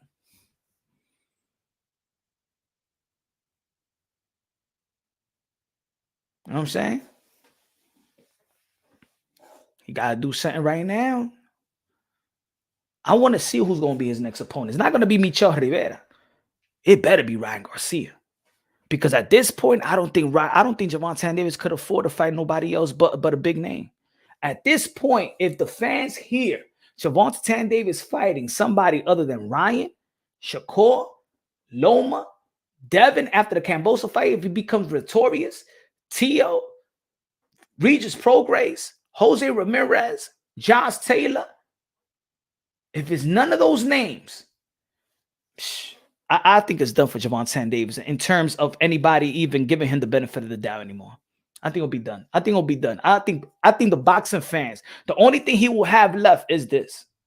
He will show the only thing he will have left is the butt.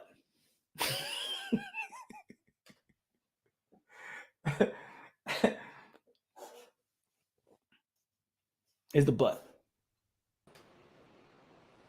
Rapstar Boxing 9 is in the building. What's up, bro? What's going on, bro? How you doing, brother? I'm doing good, man. What about you, man? Yeah, man, I'm doing good, man. I'm just, catching up with the live right now. I want to give a shout out to you, to all the people in the channel, to everybody, man. What's going on? Chilling, man. What's going out there in the UK, man? Shout out to Rapstar Boxing 9. Everybody subscribe to Rapstar Boxing 9 at the voice of the UK, London, bruv. Hey, man, the voice of the UK. But I will say the UK is right now, we're in a bit of a mixed emotions now, bro. Can I play the clip? Can I play this clip before you talk? Please. And so you could just so you could hold on. Where is the emotional?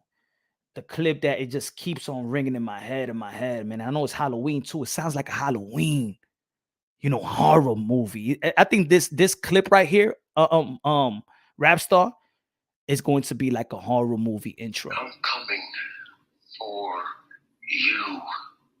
You tried to murder my boys. I'm coming for you. Wow. What do you think about that, man? I'm coming for them.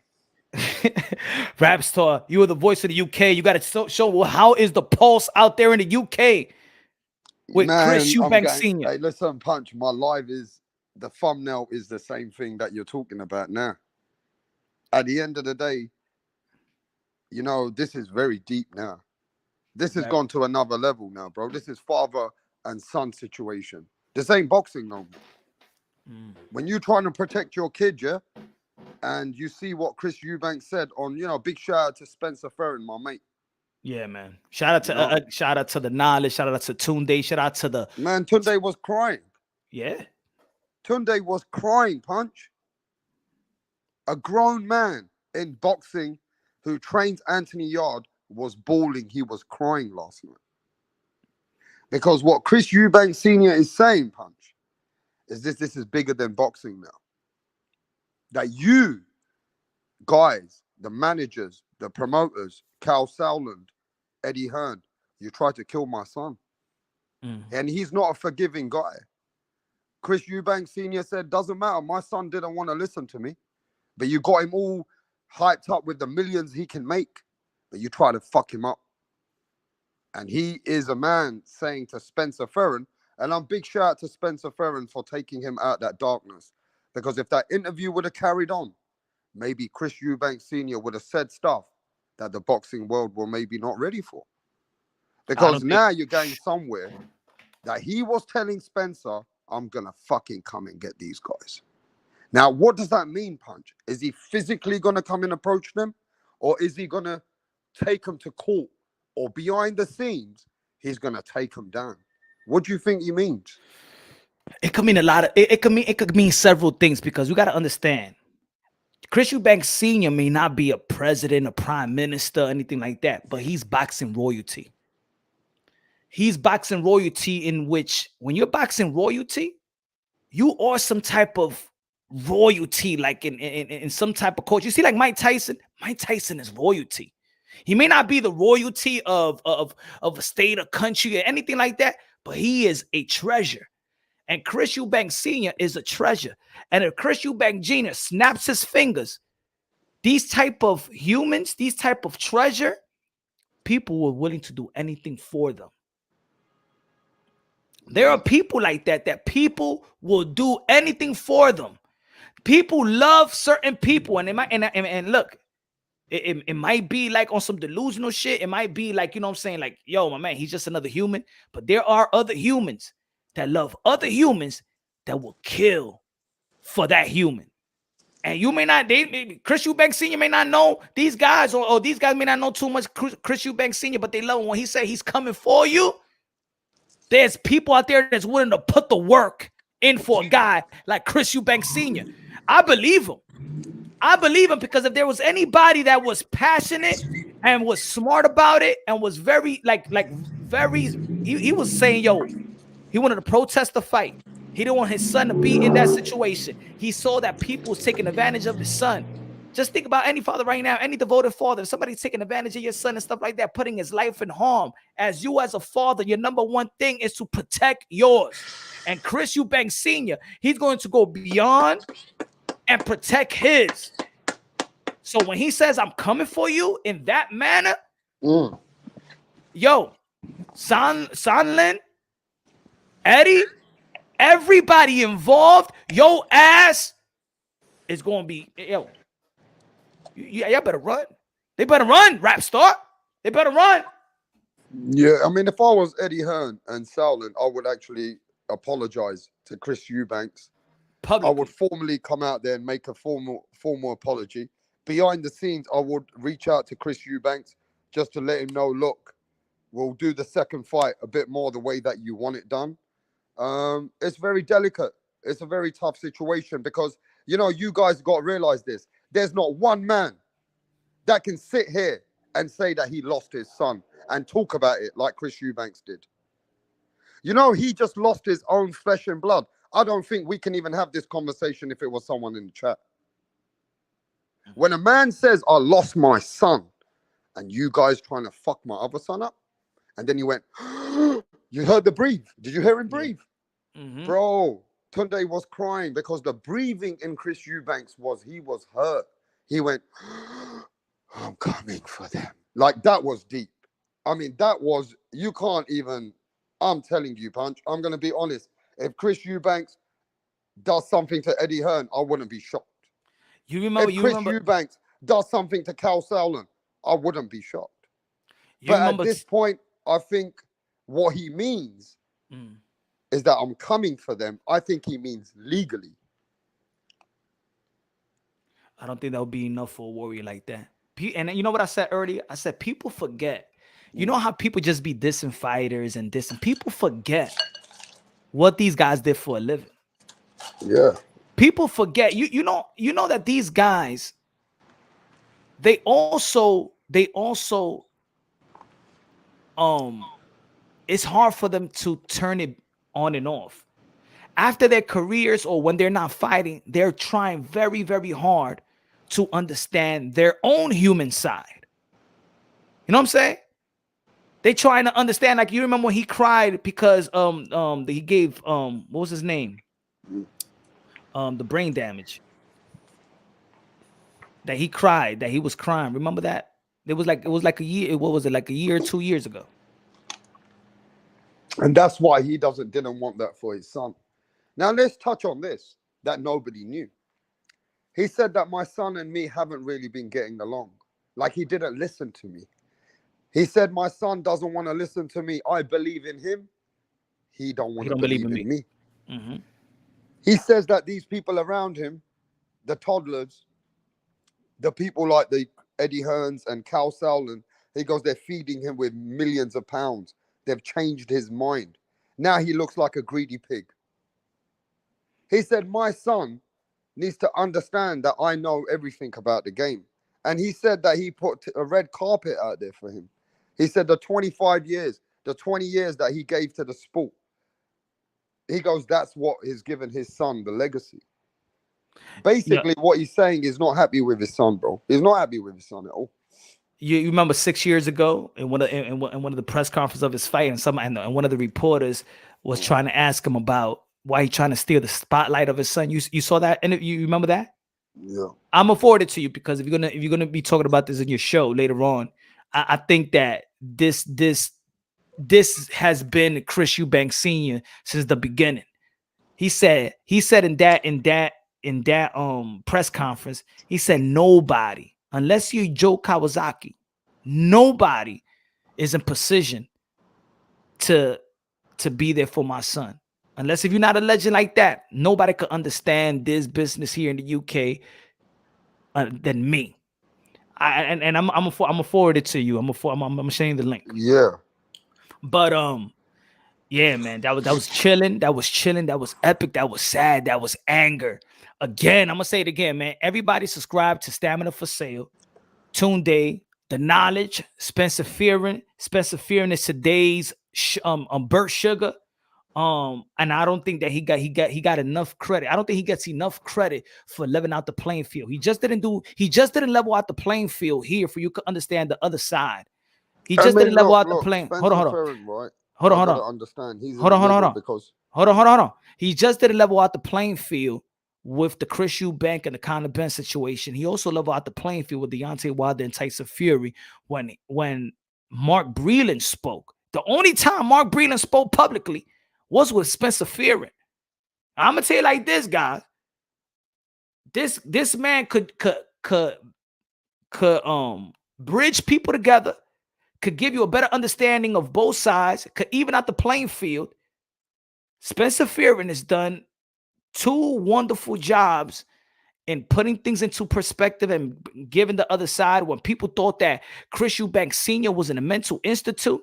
And if it wasn't for Spencer Fearon and his connection with Chris Eubank Sr., it looks like the only man that he trusts right now is Spencer Fearon. And we got to protect Spencer Fearon as well. No, go and keep cooking. Go ahead. All right. So basically, there was a couple of things I took from that. You have to understand something, Punch. I know the people around England. I know the people around the British boxing circuit. Big shout to Tunde and Spencer Fearon. But they have to stay in the middle. Because they're friends with the Benn family. Spencer Fearon looks up to Nigel Benn, bro. That's one of his idols, if you want to call it, bro. I can say that. Mm. I've seen Spencer Fearon, how he spoke about Nigel Benn and how he really respects that man. And then I've seen Spencer Fearon have the same respect for the Eubanks. It's tough for him as well. No, but that's what I mean. That he is in position to bridge the gap. That's what I mean. That's why you do need him.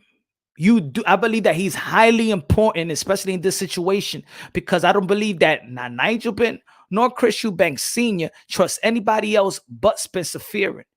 And Spencer Fearon, luckily that he could bring this publicly, because I know, can you imagine the conversation that they having behind the scenes? And for all you fake media who's not giving credit to Spencer Fearon and Tunde, shame on you. Shame on you. You better give credit to Spencer Fearon as well. Give him credit, because you people in the UK, you will still be saying that Chris Eubanks Sr. is in a mental institute. Yeah, and Spencer Fearon brought out another interview right at the right time, like he did with Mark Breland. When he brought Mark Breland to clean his name, because he knows Mark Breland gave his, he never spoke anywhere else. He only trusted Spencer Fearon. And guess what? You know why Mark Breland didn't speak to anybody but Spencer Fearon? Because Mark Breland did not trust not one American publisher, not one media folk in America. That this man has to have a relationship with somebody across the pond so his voice could be heard and respected. Mark Breland didn't trust nobody to talk to. His son, he spoke to Mark Breland, and his son spoke to Punch Run Boxing. Yeah. Hey, I want to give a shout out to the one and only, you know what I mean, Rachel Donner in the house. Raquel Donari. Yeah, Rachel Donner in the house, man. One of the most knowledgeable people in boxing. Yeah, man. Big shout to the Donner family, man. But it's almost like that situation as well. It's almost like when Nonito Donner explained his circle.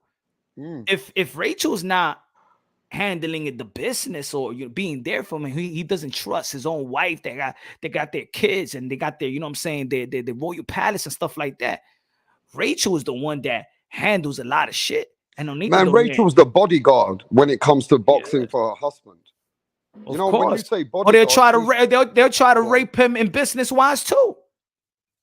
Well, Rachel's the eyes and ears. When Nonito Donner can't focus on certain things which are business matters, what's going on with the opponent's gloves, she's checking every other little details that people don't give her credit for. Mm-hmm. You know, that's a lot going on for her.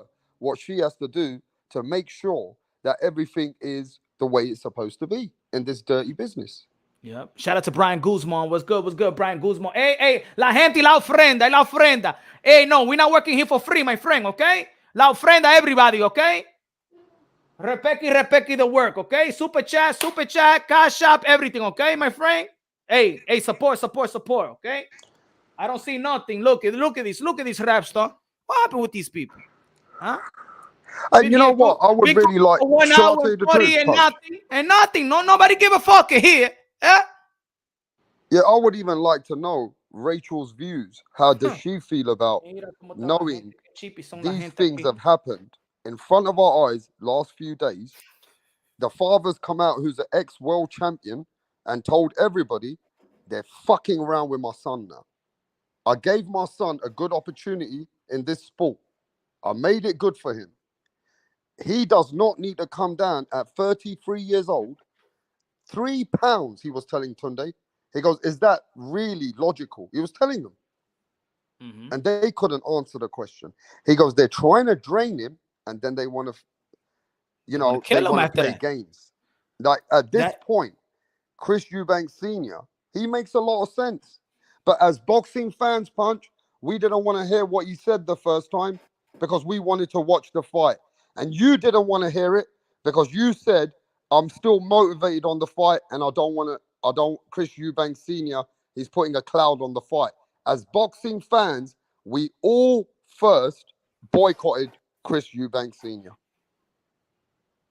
Yeah, man. And I feel bad, Punch. I did it too. It's true. I did it. Punch, he was trying to Punch, I'm a hardcore boxing fan, but I never thought that's his son, Punch. Imagine this, Punch. I'm gonna keep it real. You're not my boxing panelist, bro. You're my brother in boxing. Yes, sir. If any time I ever saw you in boxing and I see your son was coming up in boxing and this happened to you, Punch, imagine how I would feel. Mm-hmm. So really and truly, as boxing fans, we were so hyped in the fight that we never really took him serious when he said that I've lost one son, I ain't going to lose another one. When you guys are draining this man to a point that he shouldn't be in the ring. And I don't know if this is over exaggeration, but with Conor Benn being on steroids, Chris Eubanks coming and draining weight and looking at the money he's making, not having a manager, what we found out, he manages himself. Chris Eubanks was not going to train him. He was training virtually himself. That was a very fucked up situation that we were looking at. And if you think about it, Punch, if you think about it, as none of us in boxing fans gave a fuck when the fight was happening because we were too hyped. I'm not saying we didn't give a fuck. We were so involved in the fight, we never really wanted to break those things down. And we're like that all the time. And I feel like I could understand if the casuals like that. And that's why I'm saying that we're becoming casuals. The hardcore boxing fan is becoming it's just another name for saying casual. Because a hardcore boxing fan, in my opinion, should understand the sacrifices of fighters, should love fighters as well. Hardcore boxing fan. You know what I'm saying? Should understand fighters, what fighters have to go through, the lifestyle of a fighter, the lifestyle of the regimen and the sacrifices and stuff like that. We should give the fighters the benefit of the doubt, but all we want to see is a fight. We don't give a damn if a fighter is sick. We don't give a fighter is struggling overweight. Look, with Shakur Stevenson, I'm not gonna kill myself. Oh yeah, you undisciplined. Teofimo Lopez sick. Whatever. Lomachenko shoulder. Whatever. Everybody, we don't give a damn about nobody. Nobody. We don't give a damn nobody's health. Just go out there and entertain. Be a fucking dog. Just be out there, be pipples and chicken and stuff like that. And we was like that. We was like that. I was like, come on, if Chris Eubanks Jr. signed to fight at 157, it is what it is. And maybe if we knew the details of it, because I think if I knew that Conor Benn was on steroids and he's going to 157, I'm sorry, it was not 152, but 157, I would have been like, nah, this fight shouldn't happen. But we just ain't know that detail, though. We didn't know the detail. Even when we got the details on Thursday, and they were saying that we're going to get this fight going, the lawyers will take care of this, the attorneys will take care of this. Punch, I'm going to be honest. Everybody just wanted to see the fight. Now, I did a live yesterday and I asked all the fans. And now let's get away from the sentimental situation because I know you're a father, I'm a father, and maybe so many fathers and mothers are in this chat right now. When you talk like that, we can't talk like boxing fans, right? But now let's talk like boxing fans. A lot of people said, fuck the steroids. We wanted to watch the fight. Because if Eddie Hearn was going to put it on, we're going to watch it. Just like Oscar Valdez, we don't give a fuck. When he fought, we watched it. It's just like James Toney. When we knew he got drugged, we don't care. We want to watch him fight. We want to see Canelo Triple G. Fight. Now let's talk as boxing fans. As boxing fans, I don't think many fans really give a fuck what these boxers are taking. I think it's both. I think they're knowledgeable, and I think sometimes they're not knowledgeable. I'm giving them that benefit of the doubt as well. Yes, I believe that people that pop dirty, I think they're knowledgeable about it, but I think that there's also fighters and athletes out there that's not knowledgeable about it, that they give all the trust to their nutritionist, they give all the trust to their strength and conditioning coach, and I don't think, and like I said in your show yesterday, let's be honest, all of us as humans, even professional athletes as well, we don't ask what we're really eating. We're not going to no damn restaurant and ordering some steak and stuff like that and be like, hey, can I see the chef? What do you have in that steak? He has this. What's the ingredients? Oh yeah. Matter of fact, I got a scientist with me before I eat it. I hope you heard of Canelo Alvarez. Yeah, he was talking about there was something in his meat. I just want to make sure I'm an athlete as well. There's nothing in this meat. You know what I'm saying? Let's be real. You know what I'm saying? These guys hire nutritionists and strength conditioning coach that they trust. That's why they pay money for them. You know what I'm saying? They pay money so whatever they give them, they're gonna eat and stuff like that. And maybe these strength and conditioning coaches and nutritionists want to want to have other clients. So they make this client looks like a superhero. This other boxing guy be like, oh shit, yo, who you working with? Yo, who your strength and conditioning coach, your nutritionist? I need that shit for my next fight. Yo, yeah, he do a good job. Yeah, man, I felt strong and stuff like that. Cool. I want to hire him for my next camp. And then maybe that's the way it is. I don't know. I don't know either. But what I do know is we got to remember this. When you got your boxing cap on, you're very hyped up about the fights. You want to watch the fights, bro. You know, at the end of the day, you don't want to get involved in the politics. You don't really want to get involved in what's going on with the lawyers, the attorneys, what's the test and all that. If you get involved in that, and I'm going to tell you why we're getting involved in this. We have lost one of the biggest fights in England. One of the biggest fights of 2022 for us, you know. And if this fight wasn't that big, it would have blown over. If this was Samuel Vargas, Chris Van Harden, it would have blown over quick. It's just that the fight's magnitude and what it is, it's made it a bigger scene. Conor Benn has not just let down himself, he's let down a whole boxing legacy of his father. He's also let down all these undercards and everybody else that was looking forward to the fight. Chris Eubank Jr. as well for accepting it. I'm coming for you. You tried to murder my boys. I'm coming for you. Thing is on a low now. I'm going to keep it real. The end quarter of 2022 is all talk, no action. This 2022 ain't what we thought it's going to be. Facts. We don't have Tyson Fury, AJ. It's all talk. Hey, listen, Errol Spence, Terence Crawford, all talk. Ryan Garcia, Tank Davis, all talk.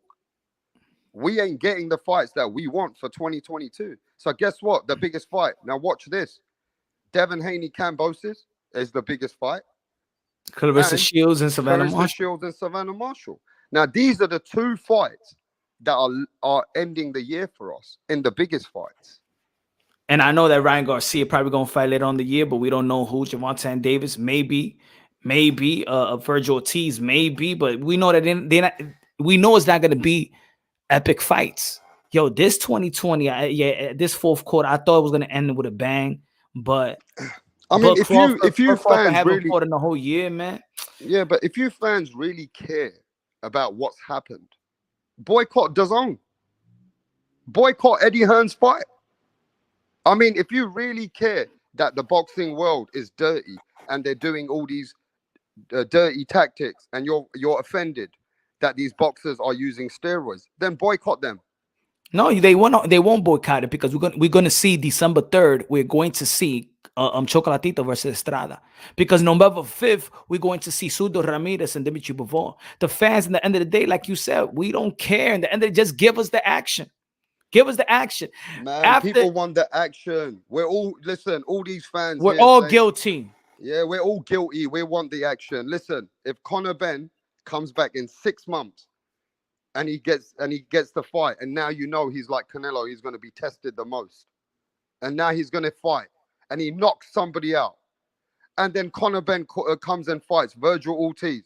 All of a sudden, Conor Benn can become a superstar again. And whether you like it or not, you can say what you want. You're gonna watch.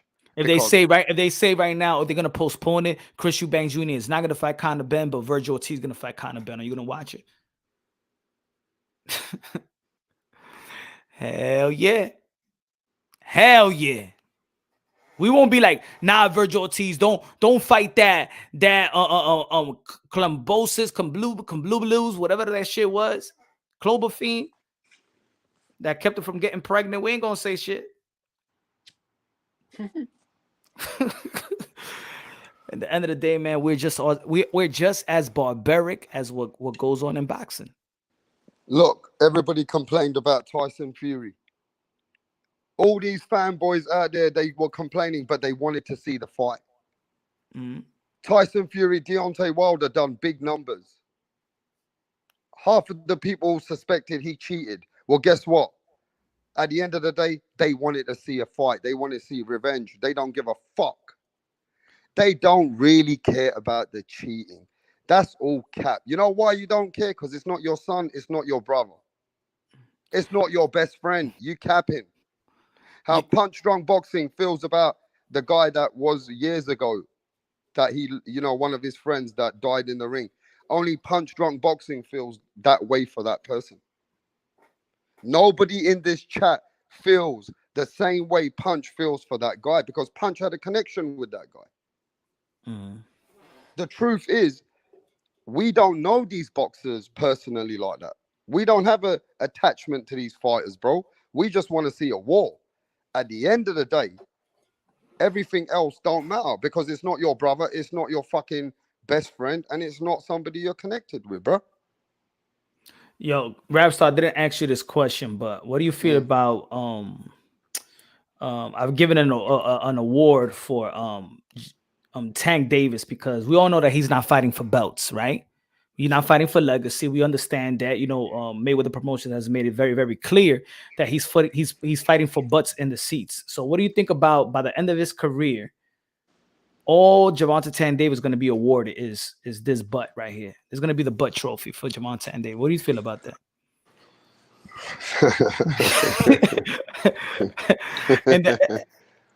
In the end of the day, Gervonta Davis accomplishment will be putting butts in the seats. He's not gonna get a Sugar Ray Robinson award for Fight of the Year. He is not gonna be probably in the Hall of Fame. He will be. They will give him a little tiny ceremony, and this is gonna be in his trophy case, since all they care about is putting butts in the seats. How about we present Gervonta Davis with a nice statue or sculpture of an ass? How about that? What do you feel about that? A nice big black Atlanta chocolate city ass. What do you feel about that? I don't know what to say when you. But yo, hey, look, man. One thing you can't take away from the guy, though, he's more exciting than the rest of them. See, it's funny that you say that, but at the end of the day, people want to watch Tank Davis. They don't want to watch Devin Haney. People rather watch Tank Davis than Shakur Stevenson, the way I see it. Tank Davis, still, regardless of his resume, he's still got that energy and that excitement that people want to watch this guy, bro. But that's just for now. You feel me? I'm just saying, Tank Davis is a bigger ticket seller than Devin Haney could ever be. Yeah. I'm not going to say ever be. I'm just saying for now. But that's what I'm saying. When it's all said and done, Mike Tyson, Oscar De La Hoya, Muhammad Ali, Larry Holmes, Prince Nassim, or anybody, Hearns, Hagglers, they go put butts in the seats. Hey, yo, Paul Spendafora was putting butts in the seats in Pittsburgh.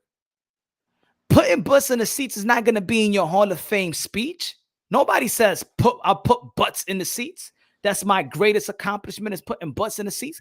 Jake Paul could put butts in the seats. The YouTubers, the athlete YouTubers are putting butts in the seats. KSI, for 2 guys, he put butts in the seats.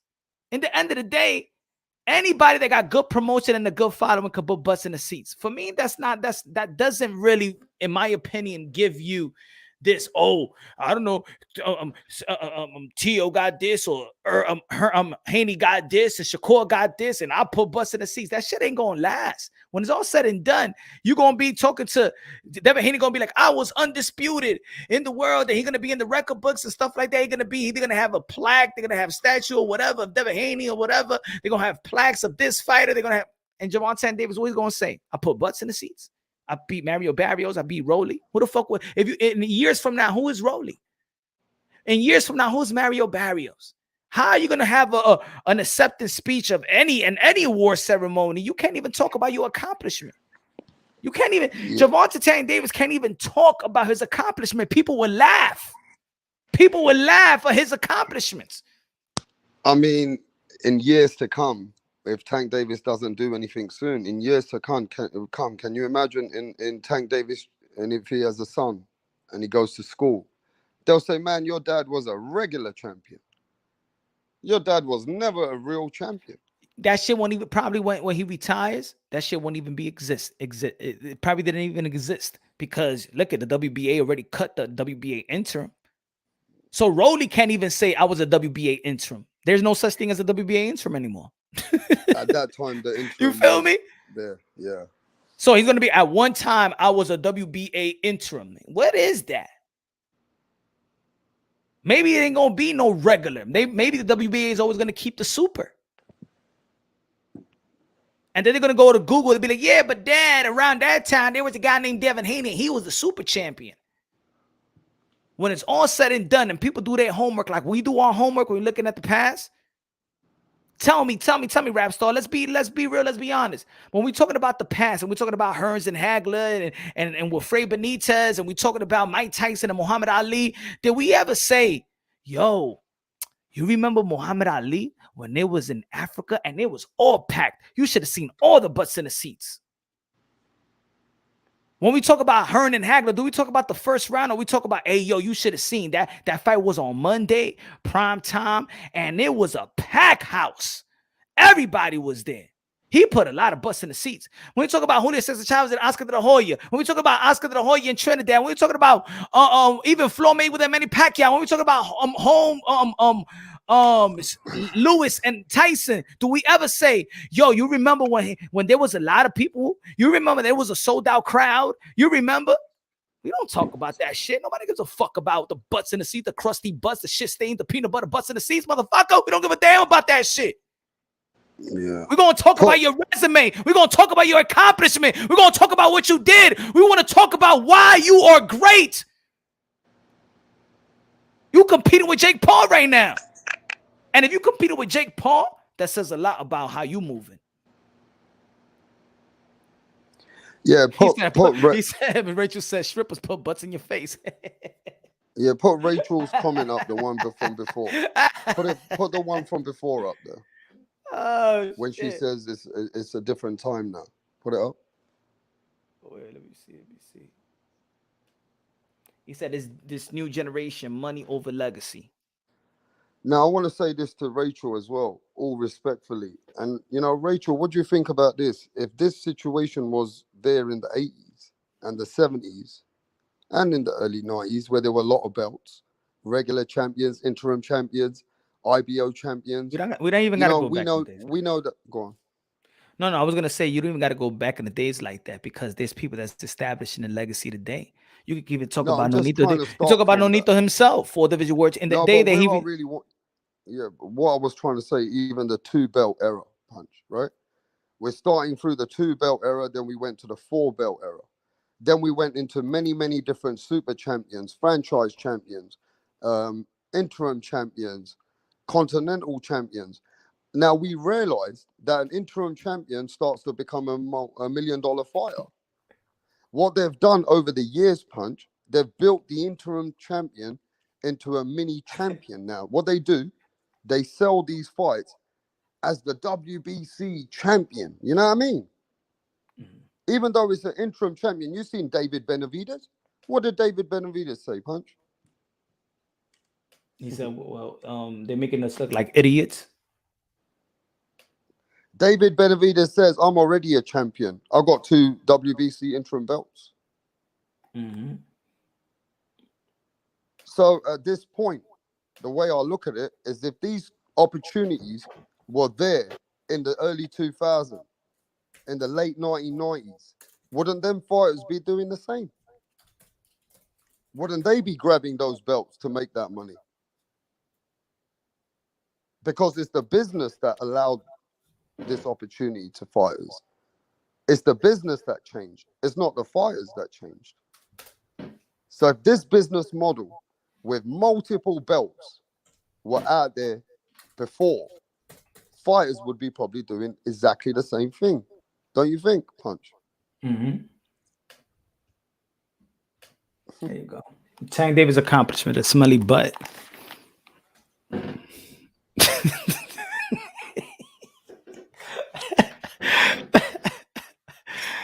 That's what it is, man.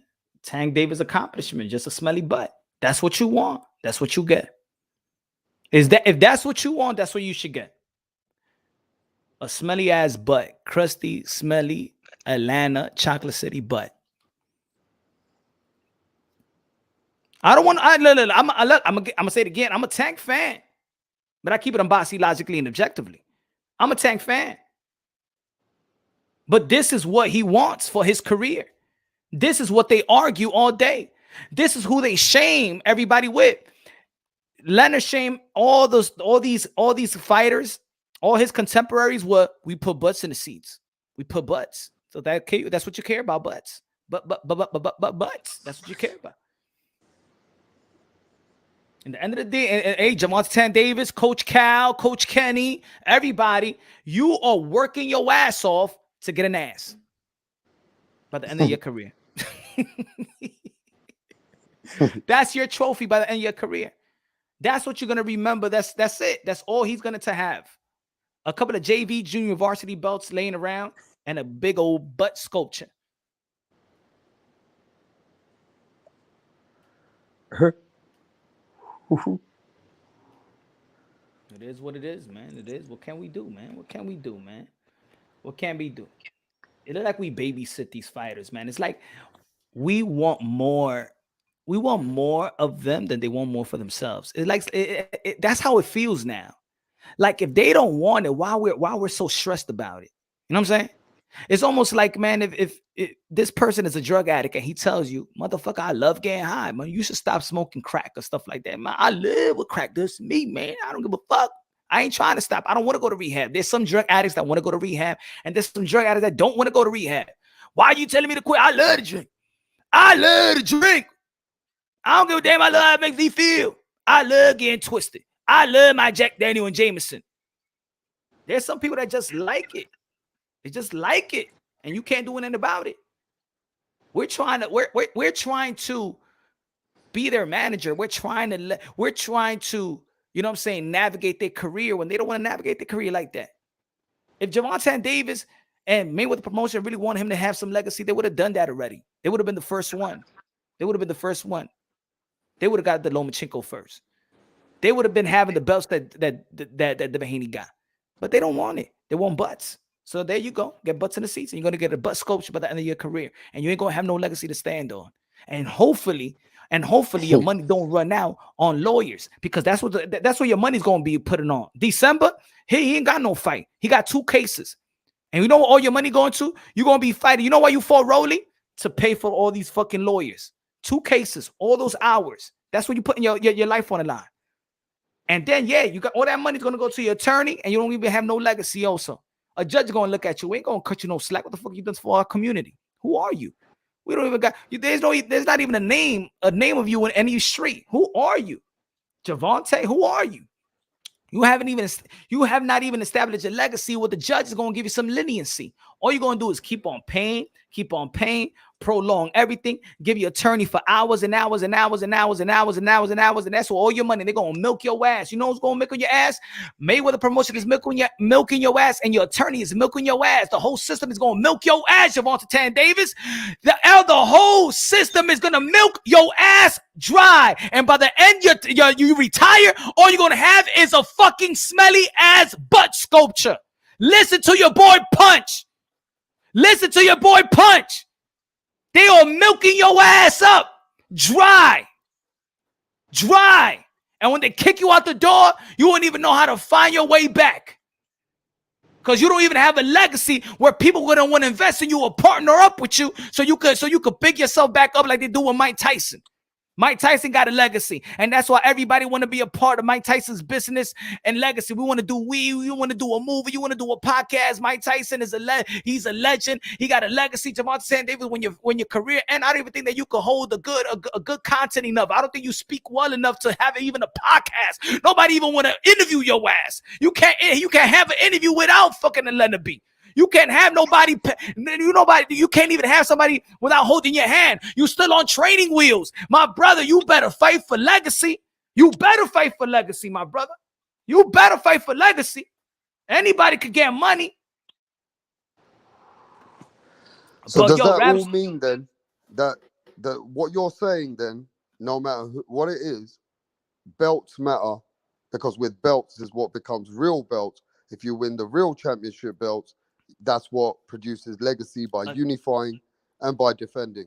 So are you saying now belts matter for Tank Davis no matter what? I'm saying for a particular talent like him, yeah, he has the opportunity to attain money and legacy, where there's fighters out there that don't have the opportunity or good enough to attain the money or the legacy. You understand what I'm saying? Gay Rosado is going to keep on fighting. You know what I'm saying? But he doesn't have, he's not going to attain this legacy. You know what I'm saying? That's going to keep him, but he could keep on ranking up money. But Gervonta Davis' skills and talent and his relevancy right now, and young, still young, and have the opportunity that his special skill set, he already got the putting butts in the seats down pack. Now add legacy behind it, and once you retire, your legacy is going to be a generational wealth. You know what I'm saying? A guy that's right now, that's what? That guy like 12 wins and 30 losses that only, you know, they just use this guy to fight these guys just to rack up on their resume, to stack their resume up. He's fighting for money. He can't fight for no legacy. You understand? But there's few fighters that could establish a prestige legacy and the type of money. Gervonta Davis got that. He could attain that. What they're doing is just using him, milking him without even giving him a legacy. They don't give a fuck about this kid. They don't give a fuck about him whatsoever. They don't care. And Gervonta Davis, look, the people around you, they don't care about you. They don't care about you. They just riding the wave. And right now, the people around you, they're just going to be around you to sustain the relationship that you have. So when they got another you, they still in the door. But once your career is done and finished, you done. You done. But you then you again, can't even then we're speak coming. for yourself. I'm being real. All you're gonna Yeah, have no, is I gonna. know you are. I know what you're saying, but then we got to keep it real. But When it's boxing 10:30, my channels- brother Rap Star. You're gonna go live because I gotta go. Yes. You're gonna go live, Rap Star. Yeah, we're going live. We're going live in a few minutes on Rapstar. All right, so let's finish this in Rap Star boxing knowledge and stuff like that. But I gotta go. I gotta be on the run. Everybody, subscribe to the channel. Smash the like button. Gracias for the people out friend. Usted estaban chippy today, but it's okay, my friend. We was here 2 hours. Only got one super chat from High Low y lo otro. Ustedes están chippy, oíste. Hey, people, you gotta support the channel, okay? Yeah, no more free over here, my friend. No more free. You gotta show love. You gotta show love. What's good, man? And on the content, I'm gonna speak up like no other fucking content creator gonna speak up. I'm gonna say it because they don't want to say it, because they don't want to seem like yo, you can't be, you know what I'm saying? I don't want people. Hey, yo, esto es un trabajo aquí. This is work right here. Y'all gotta support the channel better than this, all right? On the fucking videos, there's super thanks. If y'all like the content and y'all like the time that we take as boxing content creators, leave a super thanks. Leave a super chat. Show us that you like our work, that you liked our time that we put in. We're here 2 hours y no hay nadie aquí. Thank you for the members, my brother. Esto es un trabajo. We working here. We putting our family to a side to bring you some content. It's work out here. Support the channel so we could keep on doing our thing. Let's go. I'm out of here.